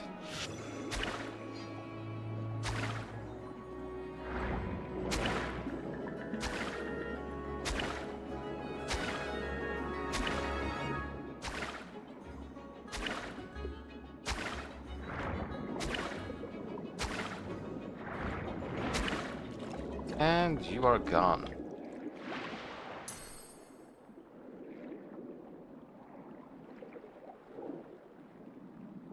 Okay, so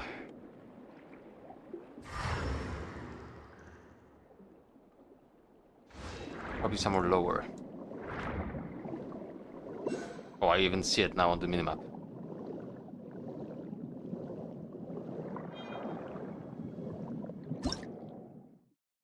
And the resilience and vitality of Fontaine seagrass. Some sections of the Fontaine seagrass will shine with a special light. These must all be completely cut using Fontaine water blades, or they will regrow. Finally found it! Huh. So this is the entrance that leads to the synth production base. It sure doesn't seem out of the ordinary at all. Well, they don't want it to stand out. You're right. An important place like this is bound to have a ton of protective measures and mechanisms. Navia's probably arguing up a storm right now to stall for us.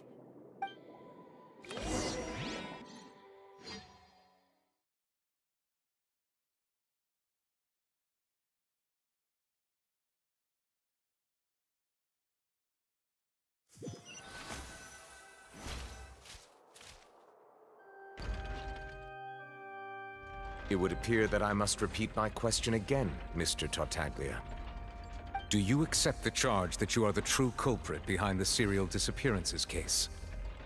To be perfectly honest, I don't understand your country's complicated court system, or the reason why I'm being charged with something I've never even heard of. However, I did hear that people who have been charged can choose to participate in a duel to clear their name. Is that right? In which case, as long as I accept the charge, I can have an all-out fight with that champion duelist Clorend, right? Huh. I've got to admit, that's one of the most enticing offers I've ever received. When I privately sparred with her last time, she was obviously holding back. Real disappointing. Hey! Don't you understand? You're currently the prime suspect for a major case.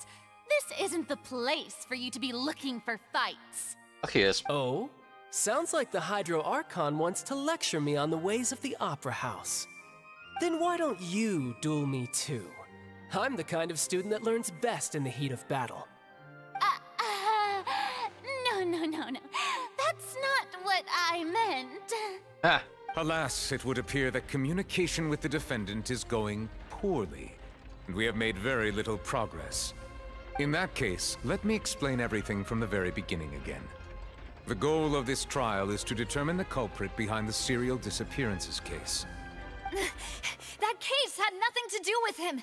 You've got the wrong man. Huh? What's going on? Why is she interjecting again? I told you it couldn't be one of the Fatui harbingers. Miss Navia, this is the second time you've interrupted the court proceedings. I only tolerated your behavior last time because you were able to provide the court with a key eyewitness. But that was an exception rather than standard court protocol. I can very well charge you with contempt of court for your interjections. Oh, please. Did you ever think I had any respect for this place's pointless theatrics? rip. We can put that discussion aside for now. I'm not here to argue with you. I'm here to charge the true culprit behind the serial disappearances case. And if my charges prove true, then Tartaglia here will be proven innocent by default, correct? Oh, a young lady has charged in and offered to clear my name. How fascinating. Well, I'd gotten half bored to death by all these rules and procedures anyway, so I'll take you up on that offer. So, Your Honor, is there nothing else for me to do now? You may take a seat for now in the audience, but that doesn't mean the suspicions against you have been lifted. Now then, Miss Navia, who is the person you would like to charge instead? That person is...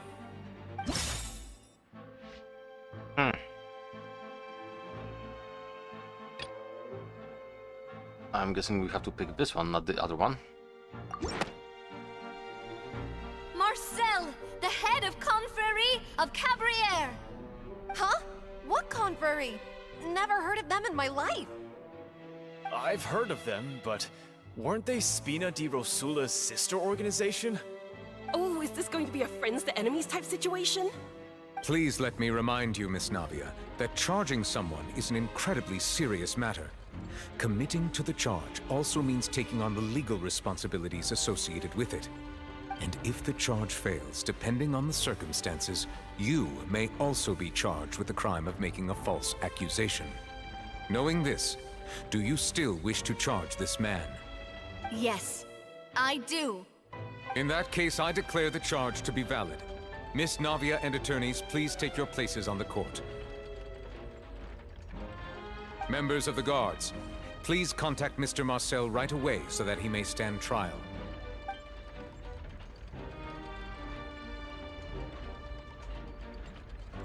Mr. Marcel, you will not require an attorney.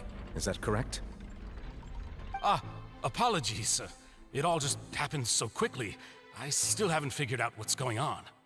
I think an attorney won't be necessary.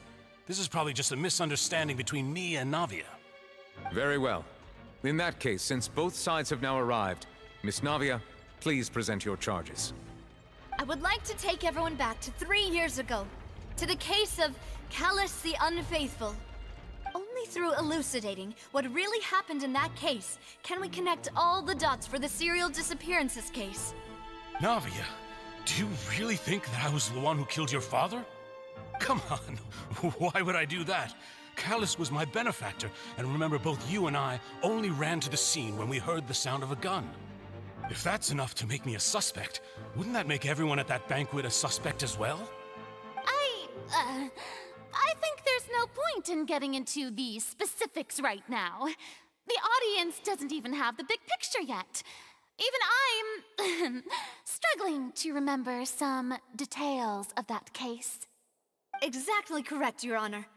I must refresh everyone's memory about that case before I can explain my charge and reasoning. I see. In which case, I will recount the findings about that case as originally recorded by Maison Gardiennage.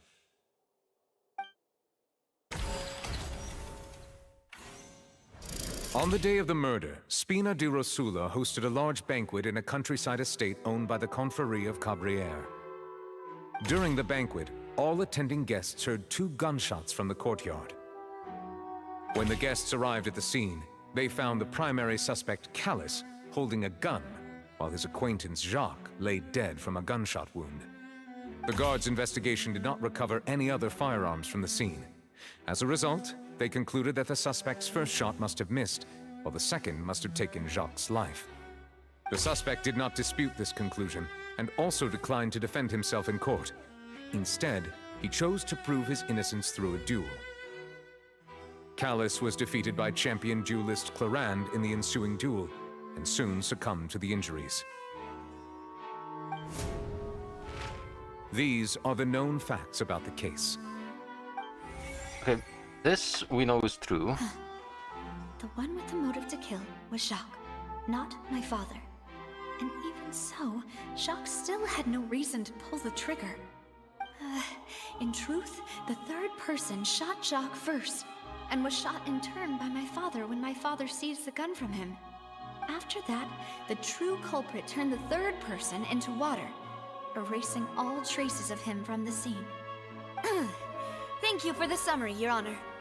Of course, the guard's conclusion appeared quite sensible to us at the time. However, we should revisit the case now that we've gained new information about the abilities of water from the primordial sea.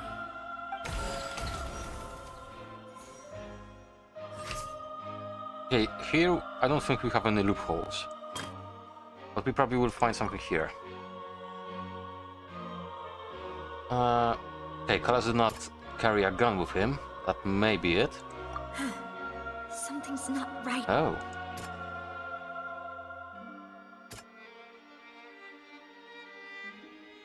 We could go with her as testimony. The testimony of the victim's family confirms that Jacques had thoughts of assassinating Callus when he set out for the banquet. However, in the end, he reconsidered, and instead shared everything with Callus, hoping to seek the latter's protection. Unfortunately for Jacques, the true culprit had already considered this possibility, and had sent out another assassin. Okay. Scene of the crime. Callus did not carry a gun with him when he went out. Let's try this again. No? Something's not right. Let me... Okay. Clothing of an unknown person? This assassin first shot Jacques, then turned to shoot Callus, only for Callus to wrestle the gun from him and kill him instead. Okay, reconstruction of events. Again, let's try this. No. Something's... Right.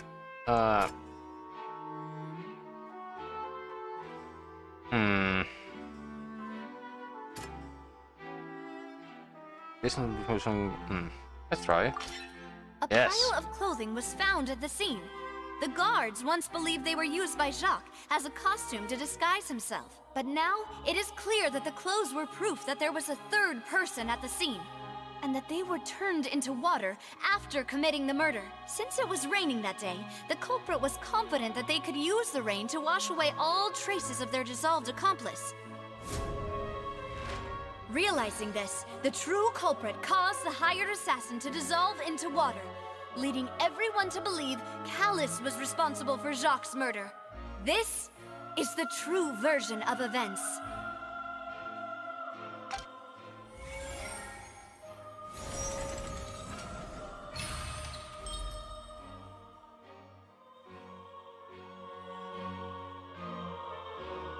So that's what happened.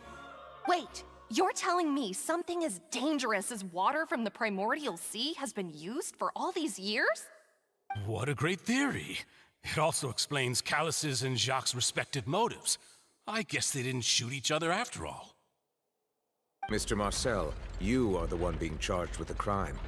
You should provide a rebuttal if you wish to prove your innocence. Ah, but I think I agree with everything Navia just said.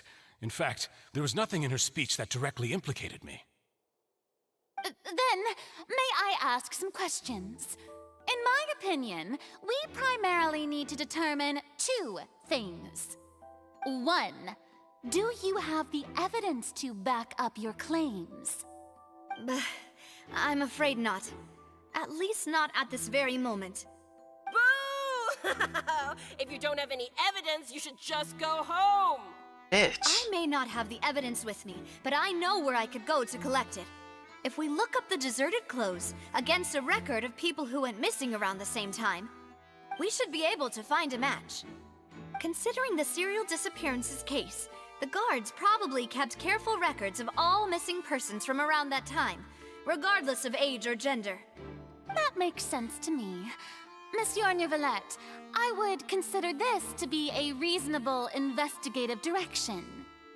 Why do I feel like Farina's acting a little differently today? Maybe she's scared of embarrassing herself again? Alternatively, she's become more diligent after charging an innocent citizen in the last trial. My second question has to do with the ensuing duel.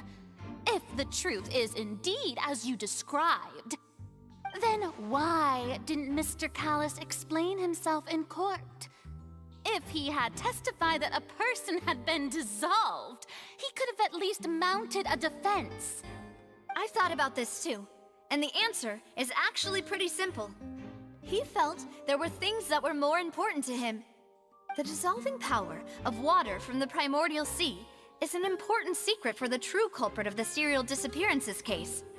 My father could have exposed it for all to see, but he chose to take it to the grave. At that time, Spina di Rosula was in dire straits, and his reputation had already been shattered. He had no guarantee that going forward with the truth would allow the culprit to be brought to justice. What was certain, however, was that it would paint a gigantic target on my back.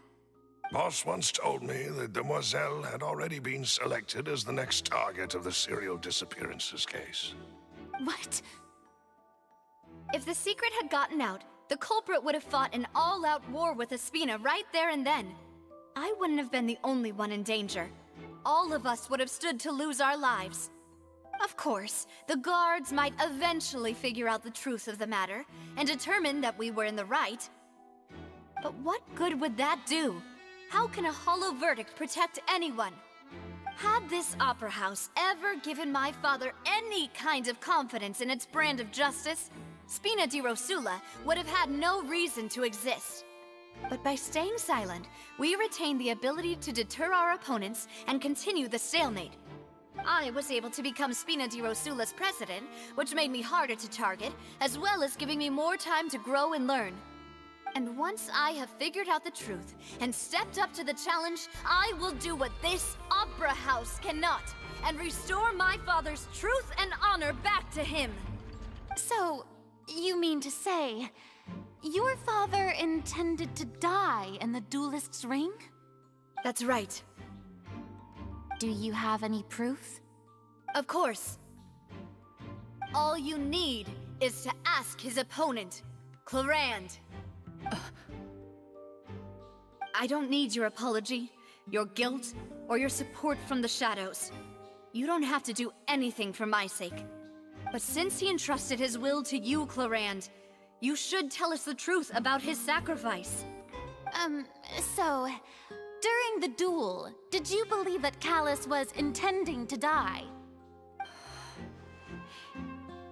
Yes, I did. As a champion duelist, I've fought many battles and taken a countless number of dishonored lives. In my line of work, I've seen all kinds of people give their all for the faintest hope to continue living. Some were determined, others passionate, and some even manic and twisted. Just one look and I can tell if a duelist is hoping to live or if they're looking to die. I hereby swear on my name and honor as a champion duelist that Mr. Callis never intended to leave the ring alive. Since that's your testimony, I have no more questions. It appears there really are good grounds to reopen this case. I concur. However, Miss Navia, you still have not explained the link between your father's case and the serial disappearances case. Right? What she said was fascinating, but kind of beside the point. Wait, weren't they just talking about the serial disappearances case? Of course, Your Honor. The two cases are connected via a matter of timing. in my father's case, the culprit intended to kill both Jacques and Callus. As a result, they planned to act after hearing 2 gunshots. And at the end of Linny's trial, the culprit also only dissolved the victim in front of everyone because they realized they were at risk of being identified. The culprit could only time their actions so precisely if they were already at the scene. Coincidentally, Marcel attended both the banquet and the trial. So that's why you suspected me. Even after hearing your reasoning, I still can't help but find it a little preposterous. I'm used to it, though. You've always been an impulsive and sentimental child, Navia. It's one of your most endearing traits. No need to appeal to pathos. I won't try to refute your points one by one, but even if everything you just said was true, can you prove that I was the only person present at both events? On top of that, does a person have to be physically present to control the timing? Can't someone remotely monitor the place?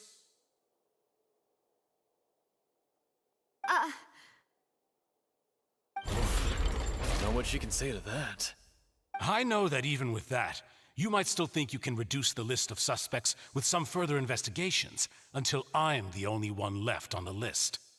Alas, who won't feel at least a little hurt by an accusation of murder from a girl you see as your own daughter? But if I were to dismiss this completely, you'd also think I'm not being considerate of your feelings. Ah well, let Uncle Marcel teach you another lesson. Do you know what the biggest flaw in your reasoning is? I suppose you're gonna tell me anyways. It's timing again. I'm a businessman by trade. From that standpoint, there's no reason for me to kidnap young women. It's a high-risk action with nothing to gain. In addition, I left my home in Snezhnaya when I was young to come to Poisson and work in some trade. My business only thrived when I received Callus's patronage. But the disappearances began before I ever stepped foot in Fontaine. I do apologize, Demoiselle. This was my mistake. No, it's not your fault. I'm sure he had come prepared. Is there anything else you'd like to say? Would you like to check the date of my first business license against the first known case of the serial disappearances? You can also take a look at my border entry records, or ask my friends and family when I left Snezhnaya for the first time. Could those records and testimonies do something to appease the unspeakable anguish in your heart? Seems like she got the wrong guy. At this rate, Navia will be convicted for falsely accusing him. I think you've done a superb job of dissecting your father's feelings as he neared the end of his life. But aren't you going against all of his wishes and expectations right now? He wished for you to become more rational, collected, and conscientious, instead of dwelling only on your own feelings. Once you've learned to be more considerate of others' feelings, and to stop rushing headlong into things, you'd have met most of his expectations. This isn't just about me, and it never has been. The biggest difference between me and the rest of the victims is that I still have the ability to search for the truth, while that same agency has long been taken from them. The people whose families were destroyed by synth abuse, the people who lost their loved ones to the serial disappearances, and the people who suffered tragic ends due to their sense of justice. Many people's images are flashing before my eyes. I'm sure some are coming to those of you in the audience as well. And whose image do you see, Marcel? Is it a man named Vacher? Huh. Oh, so you do know that name. I'm merely surprised you'd suddenly say the name of someone I've never even heard of. I was waiting for you to say that. Oh? Okay, back to the Traveler. I mean, this is not a bad story so far. But, it may also be a little bit too much story.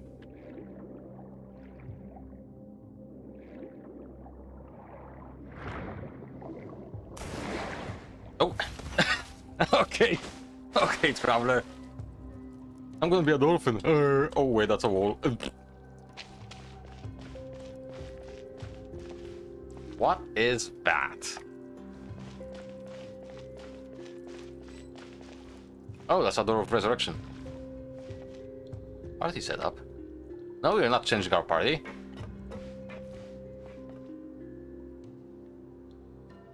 I see new opponents. Scatter! Right here, right now.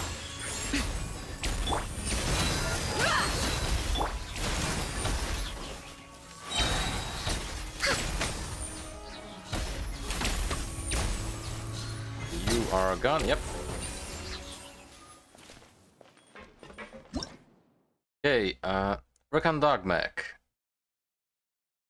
So far it's... Wait. Aha, so they are infused by different energy. Okay.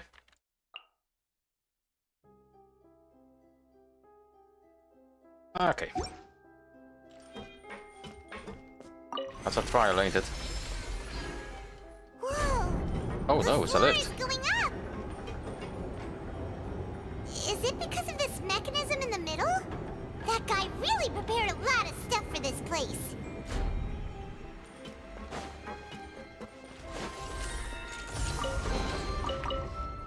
A bit disappointing loot. Oh, this is nice. Paimon thinks we need to go up, but Paimon doesn't see a way.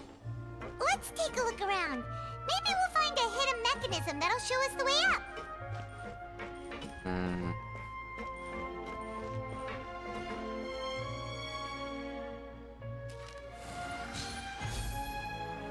This is a long shot, I know. Okay, so there's nothing for me to actually activate by this. Okay, whoops.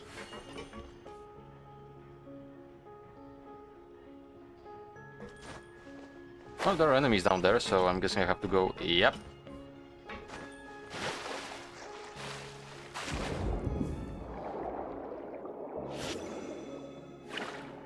Give me your power.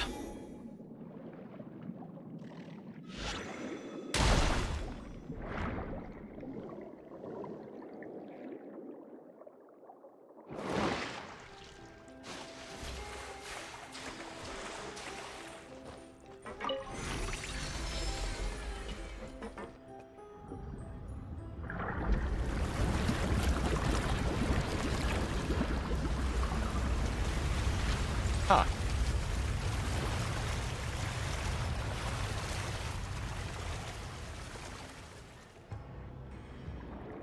The water level is rising.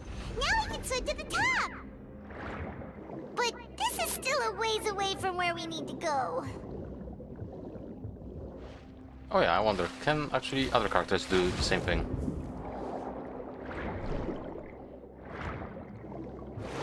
Nope, Gun, you cannot.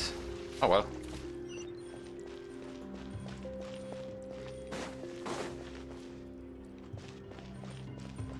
More mechs to fight. That's a new thing. Blaze over. Emerge. Right now. Emerge.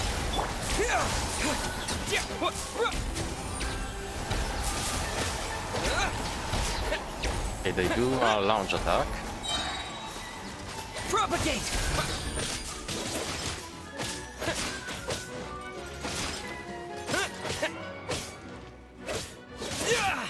Scatter! Germinate! Let's get it on! Right now. Emerge. Oh, it can also shoot. You asked for it.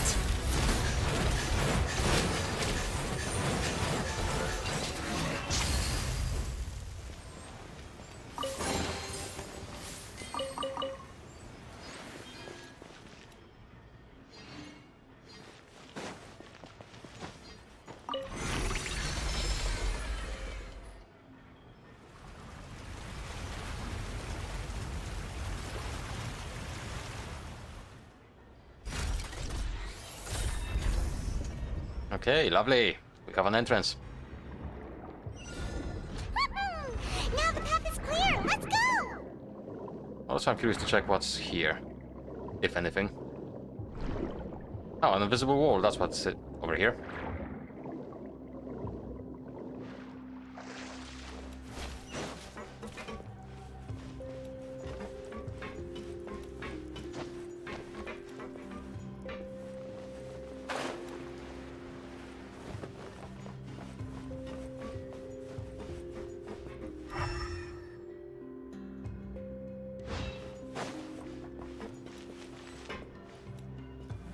Ah.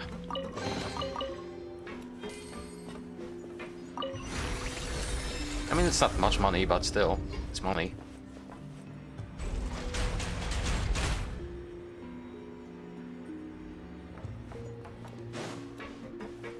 Oh no, they're not opening again. Ooh. Those are big. Right here, right now, right here. It's got a cannon. Propagate! Hi! I'm always watching. No touching. And this reasonably... Ooh, tanky.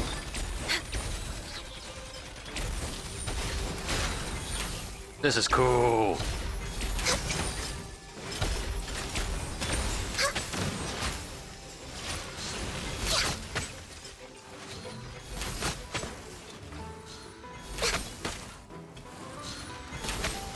Born of ice and frost. Emerge, right now.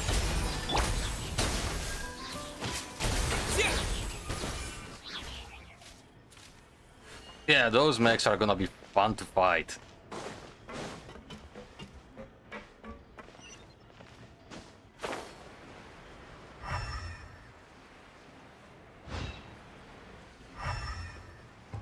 I don't see anything to loot.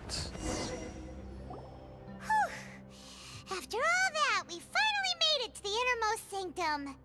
Though, as expected, the mastermind isn't here.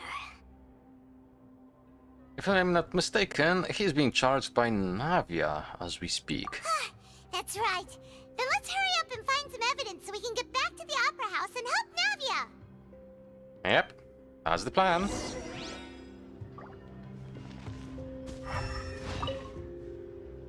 What's all this? Aw, it's a bunch of really cute things. Dips. Pink accessories, a hair tie, Okay, a no, necklace, no dips. even a makeup box. You can have it. There's a name too. Oh, Paimon sees it too, but why are all these cute things labeled with different girls' names? Yeah, I just realized as I started listening to Paimon. They probably belonged to the victims. Huh? You mean the girls from the serial disappearances? They were brought here? And then they were turned into water. And all the boxes of things. These names. That means... Oh, this is terrible. The missing person's possessions. He discovered objects within the containers labeled with the names of those who owned them within the depths of the HQ. The names here must have something to do with the victims in the serial disappearance case. This might be proof that this was their final stop.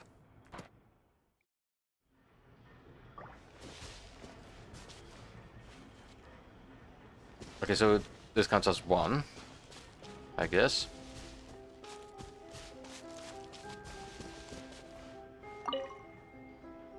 Let's see what's written here. Nothing escapes Detective Paimon's eyes. At least she's not wearing those friggin' glasses. Callus. Navia's father. Oh, this seems to be an investigation report on him. It's probably related to his and Jacques' case. Yep, it's about finding someone to assassinate Jacques and Callus because of a lack of confidence that Jacques himself would go through with it. This should prove the existence of the third person, right? Is there anything else? We still have not determined the exact content of the key information Callus has passed on to certain members of his organization. The old dog's a real menace to deal with. Even if he abides by the promise he's made to us, he will still have the upper hand. He can act whenever he wants to make our lives miserable. The only option left is to remove him from the picture entirely. I concur. Let's send someone to kill him. He won't declare war as long as we don't touch Navia. Oh, seems like we've got a bunch of correspondence between the higher-ups. They planned this well in advance. They're all just so evil. Question is why, though. Callas' investigation report. Clues concerning the Callas case that were found inside the bookshelf. The mastermind did not believe that Jacques would do the deed, and thus sent a third party to ensure Callas' death. The content that followed also define the culprit's motive to some extent. Okay.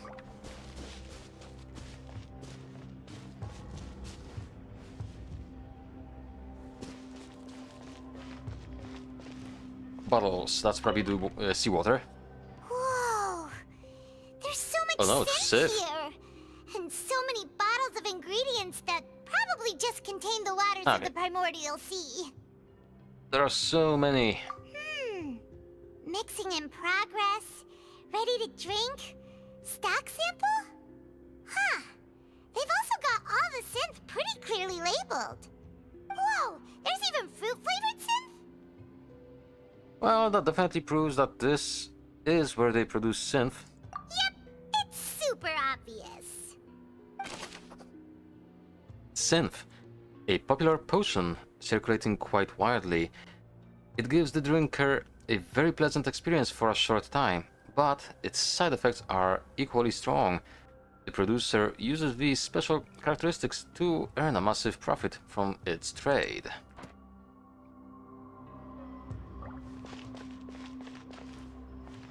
Experiment table. What's this over here? Looks like some kind of place for research. Yep. Experiment number 16 aims to verify Jacob Ingold's research conclusions on the primordial sea and use his theory as a foundation to achieve a breakthrough. The experiment was a failure. No individual managed to resurface from the water from the primordial sea. Female specimens 22, 23, and 24 were dissolved. Calm down, floaty thing. Sorry, Traveler. Paimon will try her best. It's just that Paimon's never read something so scary before. How can someone write something that terrible in such a matter-of-fact tone? You read the rest. Paimon's too scared to keep going. Oh goddammit. The goal of the researcher is to save his lover, a woman called Vigneri, who was dissolved. So that's why he did all of these experiments. Wait, did he really think he'd be able to find a way just by dissolving people over and over? That's just insane! There's another name here, Vache. Huh? Isn't that the name you heard by the fountain? Paimon thought he was an eyewitness in the serial disappearances case. Oh, he is the researcher. You mean Vache is the one who did all of these... experiments? Yes, he signed off a bunch of the experiments reports. So that's it! Vache was no victim, but personally took his lover and... No, that's not it either! If that's the case, why would he want people to resurface from the water? There must be more to this than meets the eye. In any case, Paimon will write it all down. Vache's experimental records. Experiment number 16 aims to verify Jacob Ingold's research conclusions on the primordial sea and use his theory as a foundation to achieve a breakthrough. The experiment was a failure. No individual managed to resurface from the water from the primordial sea. Female specimens 22, 23, and 24 were dissolved.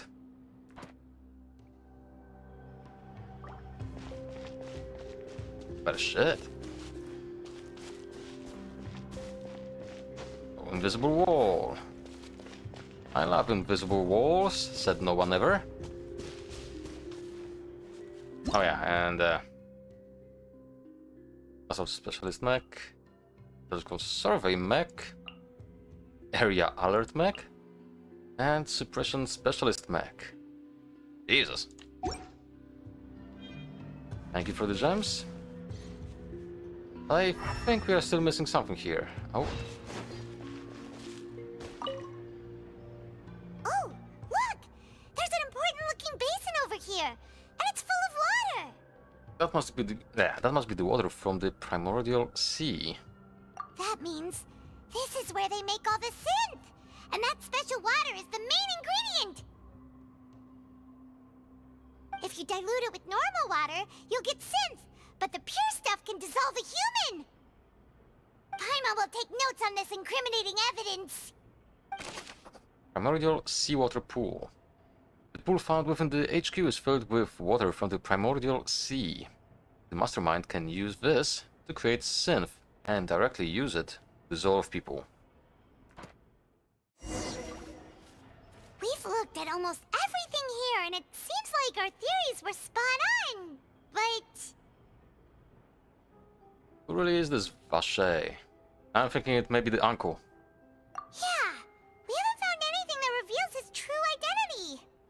Marcel. No wonder even Neuvillette wasn't able to find anything. Whoever it is probably destroyed everything to do with that name a long time ago.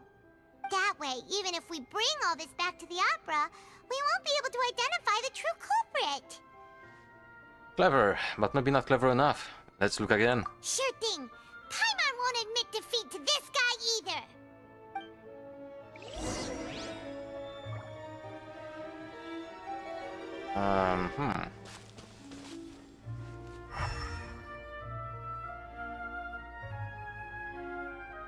Okay, let's actually go back here, I guess.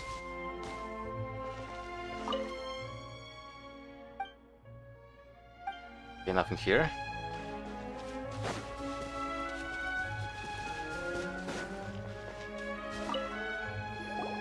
You take that side and Paimon will take this side.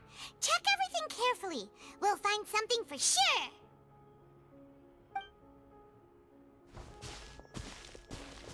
After some time. Ugh. Nothing at all. And Paimon can't even find snacks either. I found it. Whoa, really? Let Paimon see. Vinier. Isn't that Vache's lover's name? Yep. Then you found her diary. Let's see. Aw. It's just a normal diary chronicling their love story. She was so sweet, too. Take a look at Paimon this feels page. even worse for her now. Made a list of baby names. So many! A whole page's worth! But they're all crossed out. Was she unhappy with all of them? The final name she decided on was... Marcel. Ah, so it was him. Marcel's pretty old. Has this case been going on for so long that he's Vache and Vinier's grown son? Let's go, Paimon. Hey! Paimon still hasn't figured it out yet. Vinier's notebook. A notebook belonging to a lady named Vinier. She records many stories of her time with her lover, Vache. On one of these pages, she prepared many names of their future child, and the name she settled on in the end was Marcel.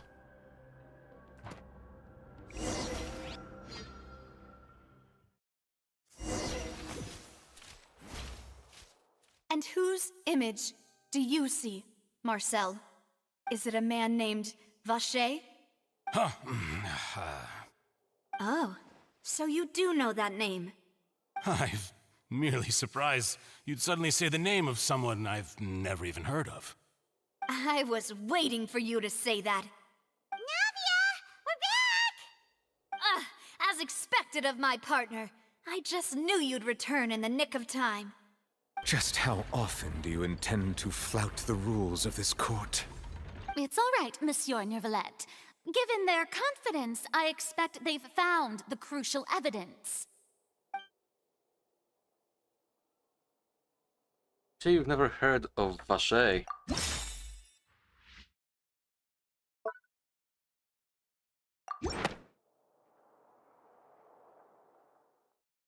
But the truth of it, voiced. Marcel, is that you've always been Vache. Huh? We've investigated your lair and we already know everything! After your lover, Venier, was dissolved, you kept abducting young women to experiment on the hopes of bringing her back to you! You even created Marcel as a new identity and destroyed all records of your past as Vache! So that's it. Even the villains in opera performances rarely go that far. And with that, Marcel's motive has now been established. This information regarding your past also dismantles your prior timing defense. Well, Marcel, do you know where you went wrong? You fixated your gaze on the lover that passed away, instead of paying attention to the living people around you. So, you never noticed how we changed, or how we grew as individuals. You also never understood Boss's real expectations for his daughter.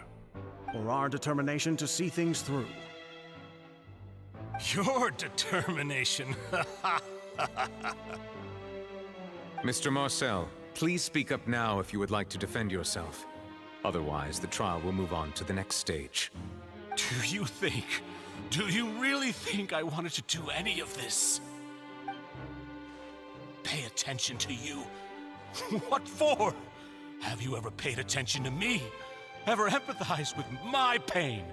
Ever known how it feels to watch the love of your life dissolve right in front of your eyes? No one helped me. No one even believed me.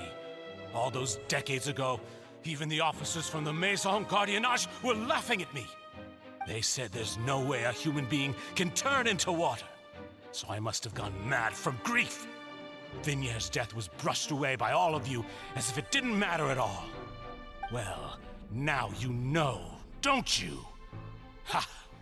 Well, it's too late now. All those who were dissolved are gone forever. You only have yourselves to blame. You set up this ornate opera house in pursuit of your so-called justice, your beloved drama, while turning a blind eye to the suffering of the people. Venier is dead. We promised each other that we would always be together. Wherever she goes, I will follow. But I'm not from this blasted place, so I can't be dissolved, no matter what I do. Hey, is that water from the primordial sea that he's drinking? I can't dissolve! Can't dissolve! Can't dissolve! Do you all see? I can't go, I can't follow. So if I can't go where she is, what choice do I have but to try to bring her back? I did all of that, and in the end, that accursed Callus still got the better of me. I spent my entire life living on pins and needles, only to get stabbed by his idiot daughter at the very end. Oof. The suspect is exhibiting signs of mental distress. Guards, please restrain him. Don't touch me! Don't anybody come near me! I still need to save Venier. Our promise. We made a promise. Venier. Venier! Please, Venier. Don't think badly of me. All I want to do is fulfill our promise. At this point, the verdict of this trial is clear. With Mr. Marcel's conviction, the charges against Mr. Tartaglia no longer have any basis. Fine by me. I was in a bad mood, but after a show like that, I'm actually feeling pretty good. Traveler, Please submit all the evidence you have collected to the guards, so that I might review and summarize the truth behind the serial disappearances case. The man now known as Marcel was originally named Vacher and worked as an adventurer with his partner and lover Vignier. During an underwater expedition, Vignier accidentally came into contact with water from the primordial sea and was dissolved in front of Vacher as a result. Vacher learned of the primordial water's existence through the work of others and began to kidnap young women for research, with the goal of discovering a method to restore Vignier back to life. To cover his tracks, he invented the new alias of Marcel and began to operate a business in Poisson. During the course of his research, Vacher discovered that a diluted concoction of water from the primordial sea can induce feelings of euphoria, and began to manufacture and market synth. However, as he accumulated wealth to fund his continued research and expanded the scope, he came into conflict with Spina di Rosula. After exchanging blows with Spina di Rosula for many years, Vacher decided to assassinate their president Callus at a banquet. Although the assassination did not go as Vacher expected, he was able to turn Callus into the murder suspect by dissolving the assassin he sent to the scene. And just recently, Vacher attempted to frame Linny as the culprit of the serial disappearances case, using a similar method. However, his attempt to frame Linny failed, and the power of water from the primordial sea became public knowledge. This case also exposed enough of Vacher's machinations that he was eventually successfully charged in court.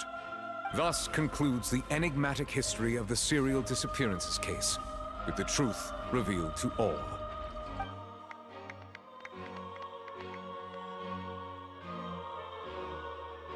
The Oratrice will now deliver the final verdict regarding the charges against Mr. Vacher. I mean, guilty.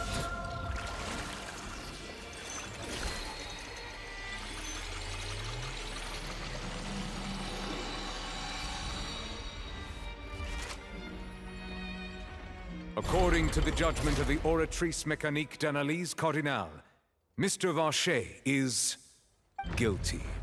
Good. Guards! Take Vacher away. Good. It's what he deserves. With that, the serial disappearances case is over now. We really just witnessed history. Who would have thought the true culprit would be such a polite and well-spoken guy? Yippee! We helped Navia bring the bad guy to justice! He's hurt so many innocent people, and now he's finally getting what he deserves. Huh? Are you okay? Navia. Demoiselle, you were absolutely brilliant. The day our late boss had always hoped for has finally come. You can rest easy now, knowing justice has been served. Yeah. Yeah. It's finally over. It's all thanks to you guys. And my partner. See, Papa? Spina di Rosula's still doing well with me at the helm. Well now, hasn't this been a most delicious piece of drama? The villain has been caught, justice has been served, past wrongs have been righted, and it's a big ol' happy ending. Since it's been such a great show, I'll just let the false accusations against me slide. Either way, I've still got some business to attend to. So, if you'll excuse me... Please wait just one moment, Mr. Tartaglia. Ugh, what now? None of this has anything to do with me. According to court protocol, since this trial was initiated due to a charge against you, a verdict must also be made regarding the initial charge before the trial can conclude. Oh, come on. Is this really necessary? Haven't you already caught the real criminal? Isn't it time for side characters like me to exit stage left? Please respect the laws of Fontaine. This has always been the rule. All right, but this sure is a lot of hassle. All I need to do is stand over there, right? Let's just get this over with. Through evidence presented in the public trial that was just held, it has been established that Mr. Tartaglia has no direct connection to the serial disappearances case. The guilty party has been identified, and thus it is logical to suppose Mr. Tartaglia is innocent of the charges. We now turn to the Oratrice Mécanique d'Analyse Cardinale to render the final verdict on the charges. Innocent? According to the judgment of the Oratrice Mécanique d'Analyse Cardinale, Mr. Tartaglia is guilty. Ooh. What? Hey, hey! That's not funny! Didn't you just say I'm supposed to be innocent? What's with this verdict? Is your justice machine malfunctioning? Huh? This has never happened before. The Oratrice actually returned a different verdict from the Chief Justice. I mean, have you ever heard of an innocent Fatui Harbinger? Rip. Do you think the Oratrice might have just convicted him on general principle? But weren't the charges about the serial disappearances case? No matter what else he's guilty of, it shouldn't affect the verdict in this case, right? Just what is going on here? The judgment of the Oratrice Mécanique d'Analyse Cardinale is, by law, the final verdict of the court. We must accept the guilty verdict. Guards, please take the suspect into custody per court protocol. Oh, a cinematic.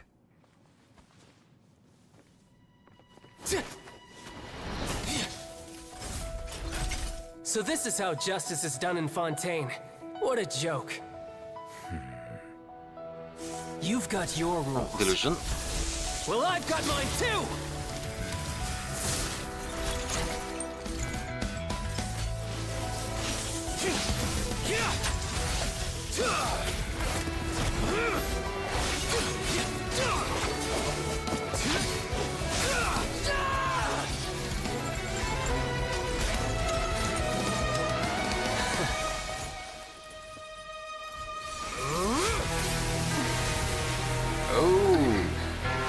Neat.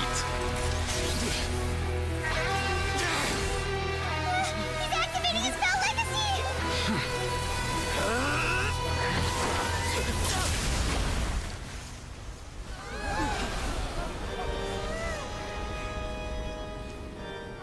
Okay, so Novelette is strong. I am sorry. If you have been wronged, we will find the truth. But the rules of the court must be upheld. Damn, bruh. I did not expect that.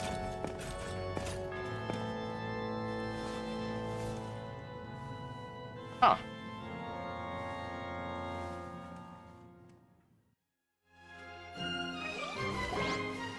Hey, Monsieur Novelette, what's going on?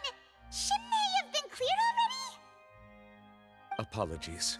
This is also the first time I've encountered such a situation.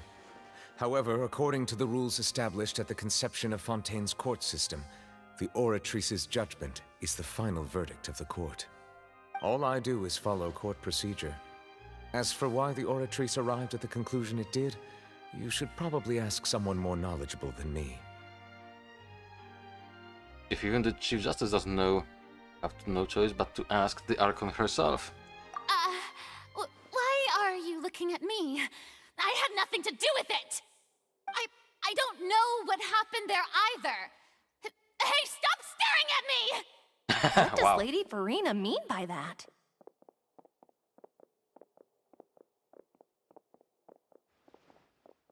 She says she has no idea either, but that's impossible. Didn't she create the Oratrice herself? Yeah, so are the verdicts reliable or not? Can results like this really be called justice?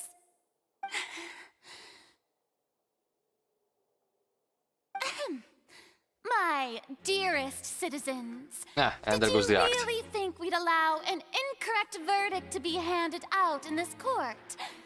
Did you really believe that the judgment could be mistaken or be the result of some sort of random mishap? Don't tell me you thought even I had been blindsided by the Oratrice's result. But the way she looked just now, it was pretty obvious she had no idea what was going on. She's acting. However, given the state of things, I shall give you an explanation. Everything that just took place, including my supposed shock and bafflement, was a part of an elaborate performance, with every action meant to stir up drama and excitement. Oh, Lord. Of course, for every performance, there is a script. Everything has unfolded exactly as I expected from the very beginning. As the embodiment of the very concept of justice, the Oratrice shall never render an arbitrary judgment! If you thought Child had nothing to do with the serial disappearances case, it is only because you've been blinded by the superficial appearance of innocence. Everything he's done, not to mention the danger he poses, are beyond ordinary comprehension and completely unforgivable! All shall be revealed in time. You will come to understand my noble intentions, as well as the absolute correctness of the Oratrice's verdict.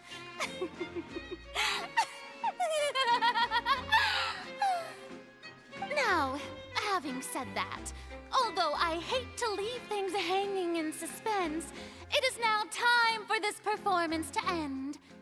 As the lead actress, I shall be the first to take my leave. Toodaloo! So she chose to make her escape after all, did she? Yep. So you're saying we shouldn't put much stock into what she just said? Yeah. She probably just put on that performance to save face. As for the truth, it's unlikely that she actually has any idea. Way to pull the rug out from under her. However, please be assured that I will continue to investigate this case in a personal capacity. Just as I promised, if the judgment has been incorrect, we will do our utmost to clear his name. All right. Even though we feel pretty badly for him, we'll take your word for it for now. After all, he's done plenty of bad stuff, so he should have known he'd go to prison someday, right?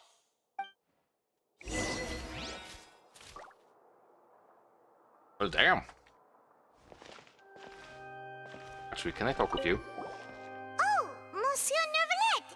That power Yes. you showed when you took him down. Who are you really? I'm the Chief Justice of Fontaine, of course. If officers of the law lack the strength and capability to enforce it, then it makes a mockery of justice. So in other words, his stuff do not get on his bad side. Got it.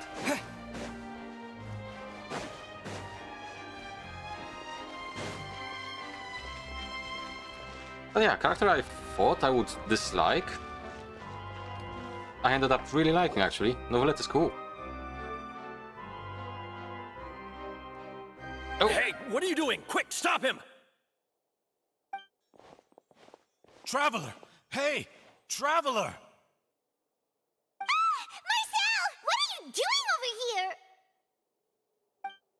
Stop resisting arrest! Cease, or we'll add another charge to the list. No, wait! I just want to ask the Traveler something. I'm not looking to run away. Please, just let me ask this one small thing. Go on. Thank you. I was being led away when I finally realized something. Where did you first hear the name Vache? Ah. I erased all records of that name. So, unless... Are you still trying to prove your innocence? Give it up. You've already been convicted. Yes, I met her. Really? You did? You're sure? You met her? But how could that be? How did you manage to do it? It was around the Fountain of Lucine. Something to do with my sensitivity to the hydro element. The Fountain of Lucine? Then she's been so close to me all along. And I just never... Please give me a chance to talk to her again. Just let the Traveler take me to the fountain to see her one last time. This is the last request I'll ever make in my life. You can do whatever you want to me afterwards. I don't care. What? Give an inch and you want to take a mile? Do you think serial killers get to make requests like that? Paimon agrees. Why should we give him what he wants when he's only done a ton of super terrible things? This request Is it worth as much to you as your life? Of course! Wait, no. It's worth even more than my life. Humans. Will they betray the instinct to live just to satisfy spiritual needs? Wait, he's not human? Very well. I will grant your request. Is he the Archon? Your Honor, I fear that... I will go with him. You do not need to worry about any escape. In that case, I shall leave him in your most capable hands, Chief Justice. Thank you.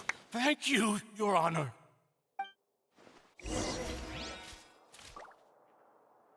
Okay. But seriously, Novelet is raising more and more questions about himself. I'm getting really intrigued. Maybe he was the previous Archon, and Farina now is the current Archon. To explain the power.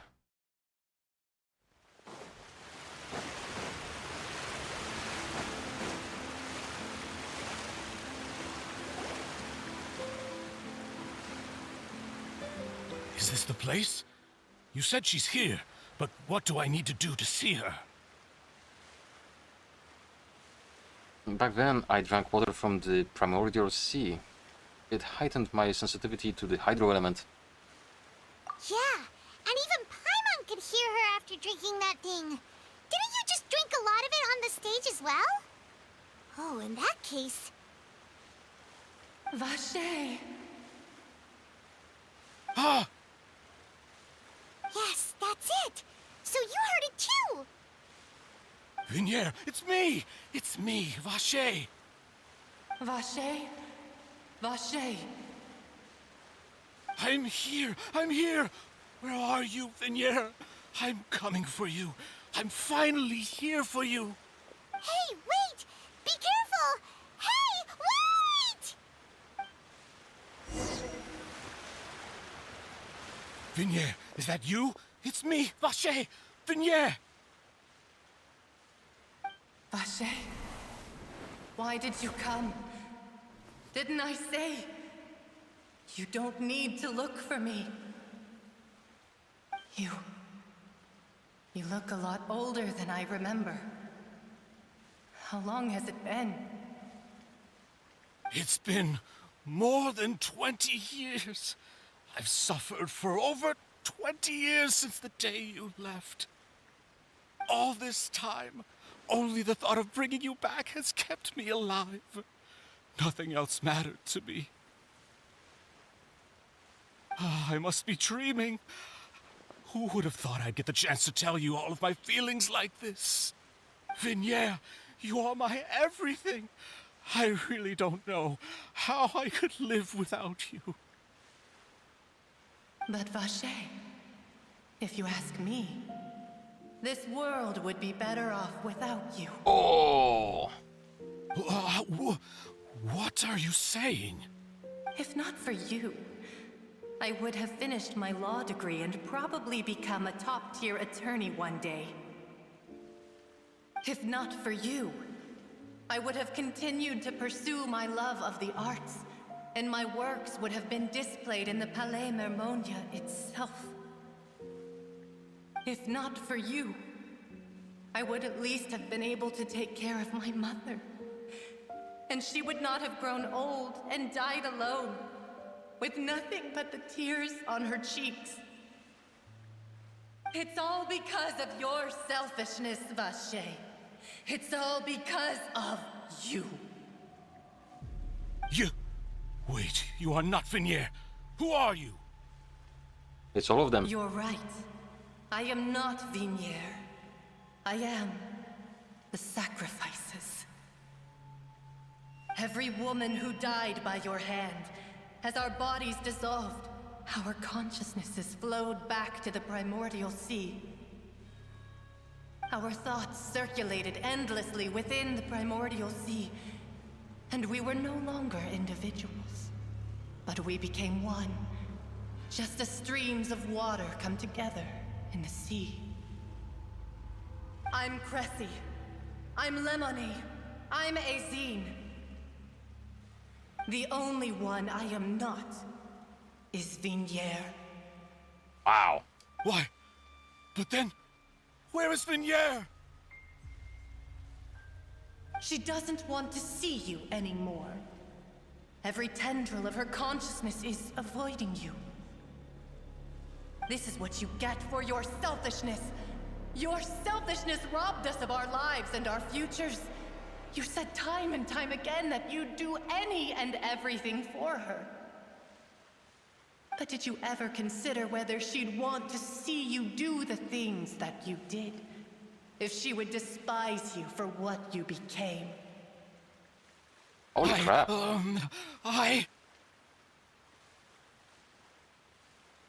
You are a liar, a heartless murderer, and a cowardly narcissist. The only thing you are not is Vignier's beloved. From the moment your first victim died and her consciousness merged with Vignier's, she has had nothing but pure hatred for you. Looks like I didn't meet Vignier back then either. They must have wanted me to lure Marcel here at the very beginning. No! Vignier! She can't hate me. Yes, she can. Let me see her, please. Have mercy. You still don't understand. When I said don't look for me, that came from the real Vignier. She really doesn't want to see you anymore. But on top of that, she also said that because it's her final drop of pity for you. She said that because she knew that if you did come here, we will show no mercy to you. Vache. Vache? Vache. Vache. Vache. Vache. Drown.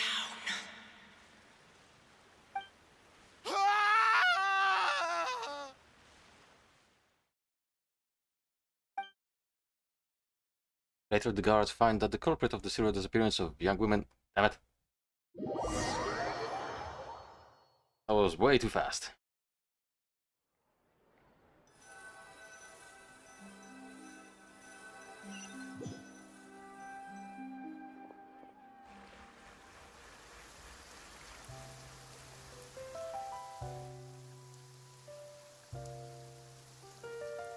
Finally, we have some time to do shopping. Gosh, it's really been a long time since we've been able to relax. My legs are killing me. Huh. Well met, partner. I knew something great was going to happen when I woke up in such a good mood today. Even this weather can't put a damper on the demoiselle's mood. It's a pleasure to see you both again. Oh, hey, Navia! It's been a few days. Paimon's already started to miss you. Oh, now that I believe. I'm easy to work with and always bring home the bacon. Who wouldn't treasure having a partner like me? Sounds like you're really enjoying life these days, Navia.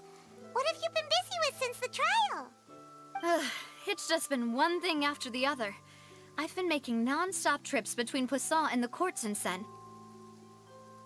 Everyone from Spina di Rosula organized a memorial for my father. We never held a memorial when he first died, since everyone knew that even if we held one back then, no one was going to come.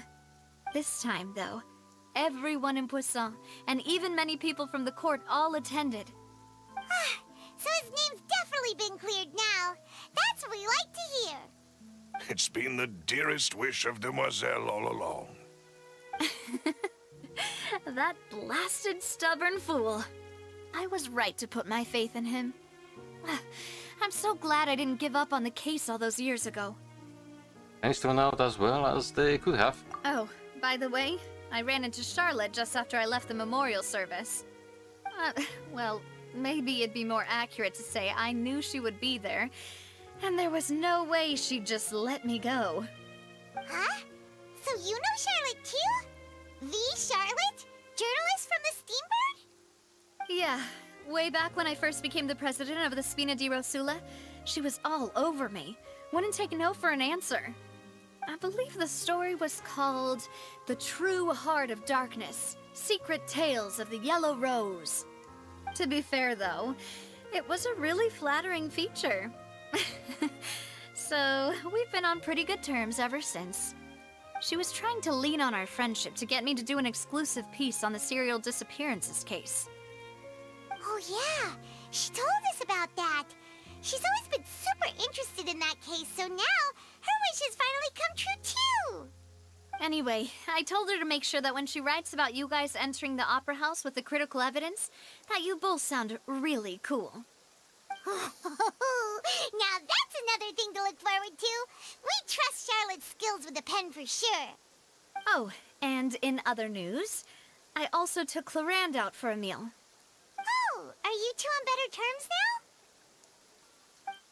now? While you were investigating Vashey's headquarters, Clarand gave testimony on my father's behalf. It was thanks to her that we were able to turn the tide. I wanted to thank her. I mean, there's also no point in being awkward all the time, so we took the chance to reconcile with each other. Oh, that's great. Paimon also thought Clarand wasn't actually a bad person. It's always good to have more friends. Anyway, now that the case has finally been solved, perhaps it will slowly begin to fade from the public consciousness. Oh, actually, there's still one last thing I need to do. What is it? I should pay a visit to my father's grave, and tell him the truth of what happened, as well as how it all ended. And on top of that, just how much people still look up to him, to this day. That includes me, too. Miss Navia. Indeed. Can I come too? We want to go too! We also think Callus is a really admirable person. Sure thing. I'd like you two to share the moment with me. After all, without you, there might not have been such a positive ending. And in that case, everyone, let's be off. Considering the recent weather, we'll be lucky if we can reach Poisson before dark. Yeah, you're right. It's been raining non-stop for a few days now.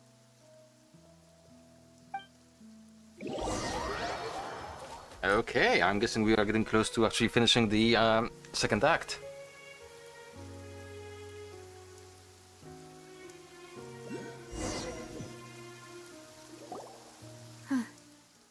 This is where my father's grave is. To be perfectly honest, even I haven't been back here for a long time. Huh? There's someone there already. Wait. That figure. It can't be... Hmm? Isn't that Neuvillette? Why would the Chief Justice be here? Huh? Navia?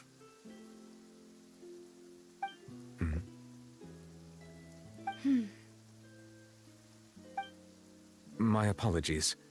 I should have asked before coming to pay my respects. Don't say that. Sorry about that. Oh, I was trying to say there's no need for you to apologize. I wanted to show my father how much I've grown, but still, I doubt I've grown to the point that even the Chief Justice would feel compelled to apologize to me over and over. In that case, I will stop apologizing for now. You really could use some pointers on understanding human emotions, Monsieur Neuvillette. In any case, why did you come to Poisson? Well, ever since that day, I've been turning a question over and over in my head. Just what is justice anyway? There was once a time when I didn't want to believe that there could be anything more important to humans than life itself. Oh, rather than that, it's probably more truthful to say I didn't believe humans were capable of resisting the most basic instinct of living things. That they could rebel against their own nature, or consider certain things to be more important than their own lives. Which is also why I didn't stop your father from beginning that fateful duel. I believed that a truly innocent man would never throw away his life like that. That there was nothing, should have been nothing more important than one's own continued survival. But Mr. Callus proved me utterly and decisively wrong. If not for his sacrifice, the serial disappearances case would have remained unsolved to this day. Mr. Callus made the choice he did for his daughter, for his associates, and for many people completely unrelated to him. And in the end, from a certain perspective, one could say that he did it all for the sake of justice. A justice that's higher than life itself. So, you asked me why I came here. I just wanted to say my apologies to Mr. Callus in person. I should have noticed all of this much sooner. This regret has filled me with a sadness that has haunted me for days. That high and mighty chair in the opera Epiclese indeed insulates one from many important things. Spina di Rosula, thank you so much for your hard work and perseverance. I'm sorry for being mad at you before. So, you're actually one of those types that's cold on the outside, but pretty thoughtful on the inside, huh? That reminds me of Silver, one of my guys. Sorry about that. Self-expression is not one of my strong suits. Didn't I just say you don't need to apologize? Ah, so Navia and Neuvillette seem to have made their peace as well. Let's not disturb them for now. We can wait till after they're done. So Neuvillette is becoming more and more interesting character to me. Paimon's never paid respects at someone's grave before. Did Paimon do anything rude there? Well, you're not supposed to fly around someone's grave. Huh? Oh, Paimon didn't know that was a thing. But Paimon doesn't know what she would do if she can't fly. Oh no. Paimon hopes Miss Navia won't be too mad. Wow, she took it seriously. Anyway, Neuvillette is still standing around there. It's not often that we can catch him alone like this, so why don't we go talk to him for a bit? That was my plan. If we can't talk to Lady Farina, we can at least talk to him, right? I'm still thinking that he's the previous archon.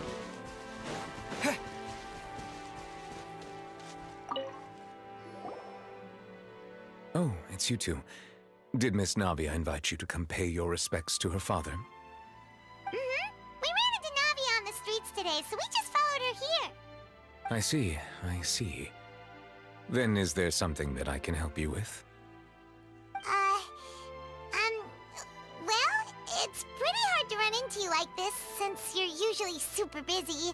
So we figured we could try to ask you a few questions, if that's okay. Please feel free. Though outsiders, you helped us solve one of the greatest mysteries in Fontaine, and it would be my pleasure to return the favor. Oh. Okay, let's go one after another. So, let's ask about the water from the primordial sea. So, at court, the bad guys referred to that special water as water from the primordial sea, but what is it really? Truthfully, that name is already quite accurate. I can only surmise that Vacher and his ilk only learned of its nature and existence after extensive research. There used to be a special sea on the surface of this planet. The nature of its seawater was rather different from that of the sea we know today. Most of Tevat's life forms were first born in that special sea. You could say it nurtured much of the life on this planet. Huh. So it really was where everything began. It makes sense to call it primordial then. But today, the primordial sea no longer exists on the planet's surface. What Vacher discovered must have been some kind of special case, or a remnant from a truly ancient age. Huh. So that's how it is. Oh, you really know everything, Monsieur Neuvillette. But if that's the case, then why would people, at least people from Fontaine, dissolve in that kind of water? Indeed. Why would the primordial sea, which was known to engender and nurture life, suddenly reverse itself and devour life instead? To be frank, That also doesn't match my understanding of this world and its laws. There must still be some unknown secrets around the people of this land. Is there anything else you'd like to ask me about? Yes. Next on the list. About the prophecy that has been circulating around Fontaine. Fontaine, not Fountain. Fontaine. That the sea levels will rise and everyone will be dissolved in water, leaving Farina crying alone on her throne, but the sins of the people will be finally washed away for good. Does that appropriately summarize the version you've heard? Yep. That's right! It was Linny that told us back then. And that about covers all the main points. Yes, up to the present, I think we reached a point where we have no choice but to confront this prophecy directly. Rumors have it that this prophecy is rooted in the last words the former Hydro Archon left to the world before she passed away. A prophecy? Of the former Hydro Archon? Wow. This is the first time that we've ever heard of it. Two parts of the prophecy have already proven correct. The rising sea levels and the ability of the people of Fontaine to be dissolved. We should be more vigilant and stay on the watch for further signs. Speaking of the prophecy, Farina has also always taken it quite seriously. Indeed, she has been collecting information and intelligence from across Tevat for this purpose. If the rumors were true, then perhaps this prophecy is the conundrum left to Farina by her predecessor. But with Farina being the way she is, can we really trust her to solve it? Is there anything else you'd like to ask me about? Yep. So, about Child. My apologies. My investigation has still not reached its conclusion. However, I still believe the judgment of the Oratrice was not rendered arbitrarily. Huh? But you also said you thought he was innocent. For many years, I have been quite aware that the Oratrice does not simply mechanically repeat the verdict that I give on each case. As a divinely created mechanism, the people's unified faith in the concept of justice is integrated into it. Not only can it produce the incredible power of indemnitium, but it likely also possesses other traits, such as self-awareness. Which is all to say, I have been prepared for a situation like this for a long time. Huh. So when Linny told us that he heard a human voice from the room where the Oratrice's core is stored... I was not aware such a thing had occurred. Perhaps that could serve to prove my conjecture. I will add that to the list of items to investigate. In any case, I am inclined to believe that the Oratrice does have a methodology all its own. We just do not have enough information. Based on Farina's reaction, I doubt even she had any idea what was going on.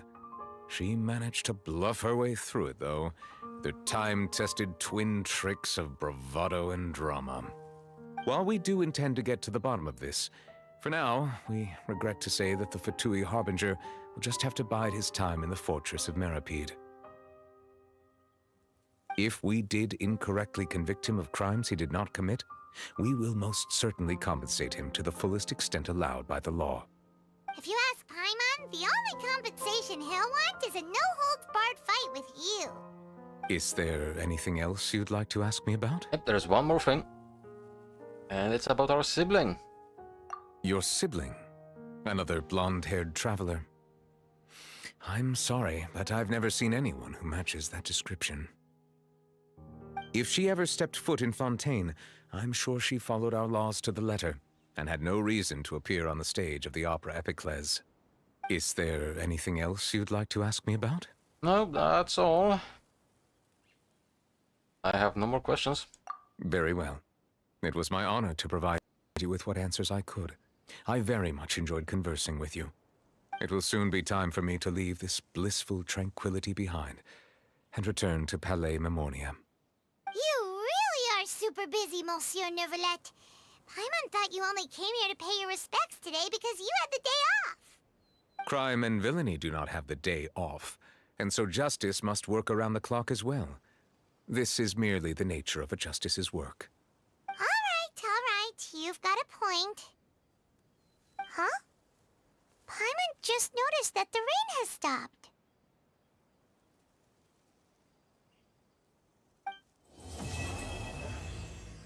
Okay, Act 2 completed.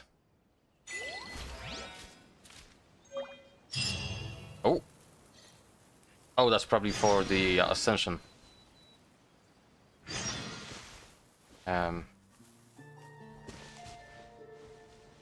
Where's the grave?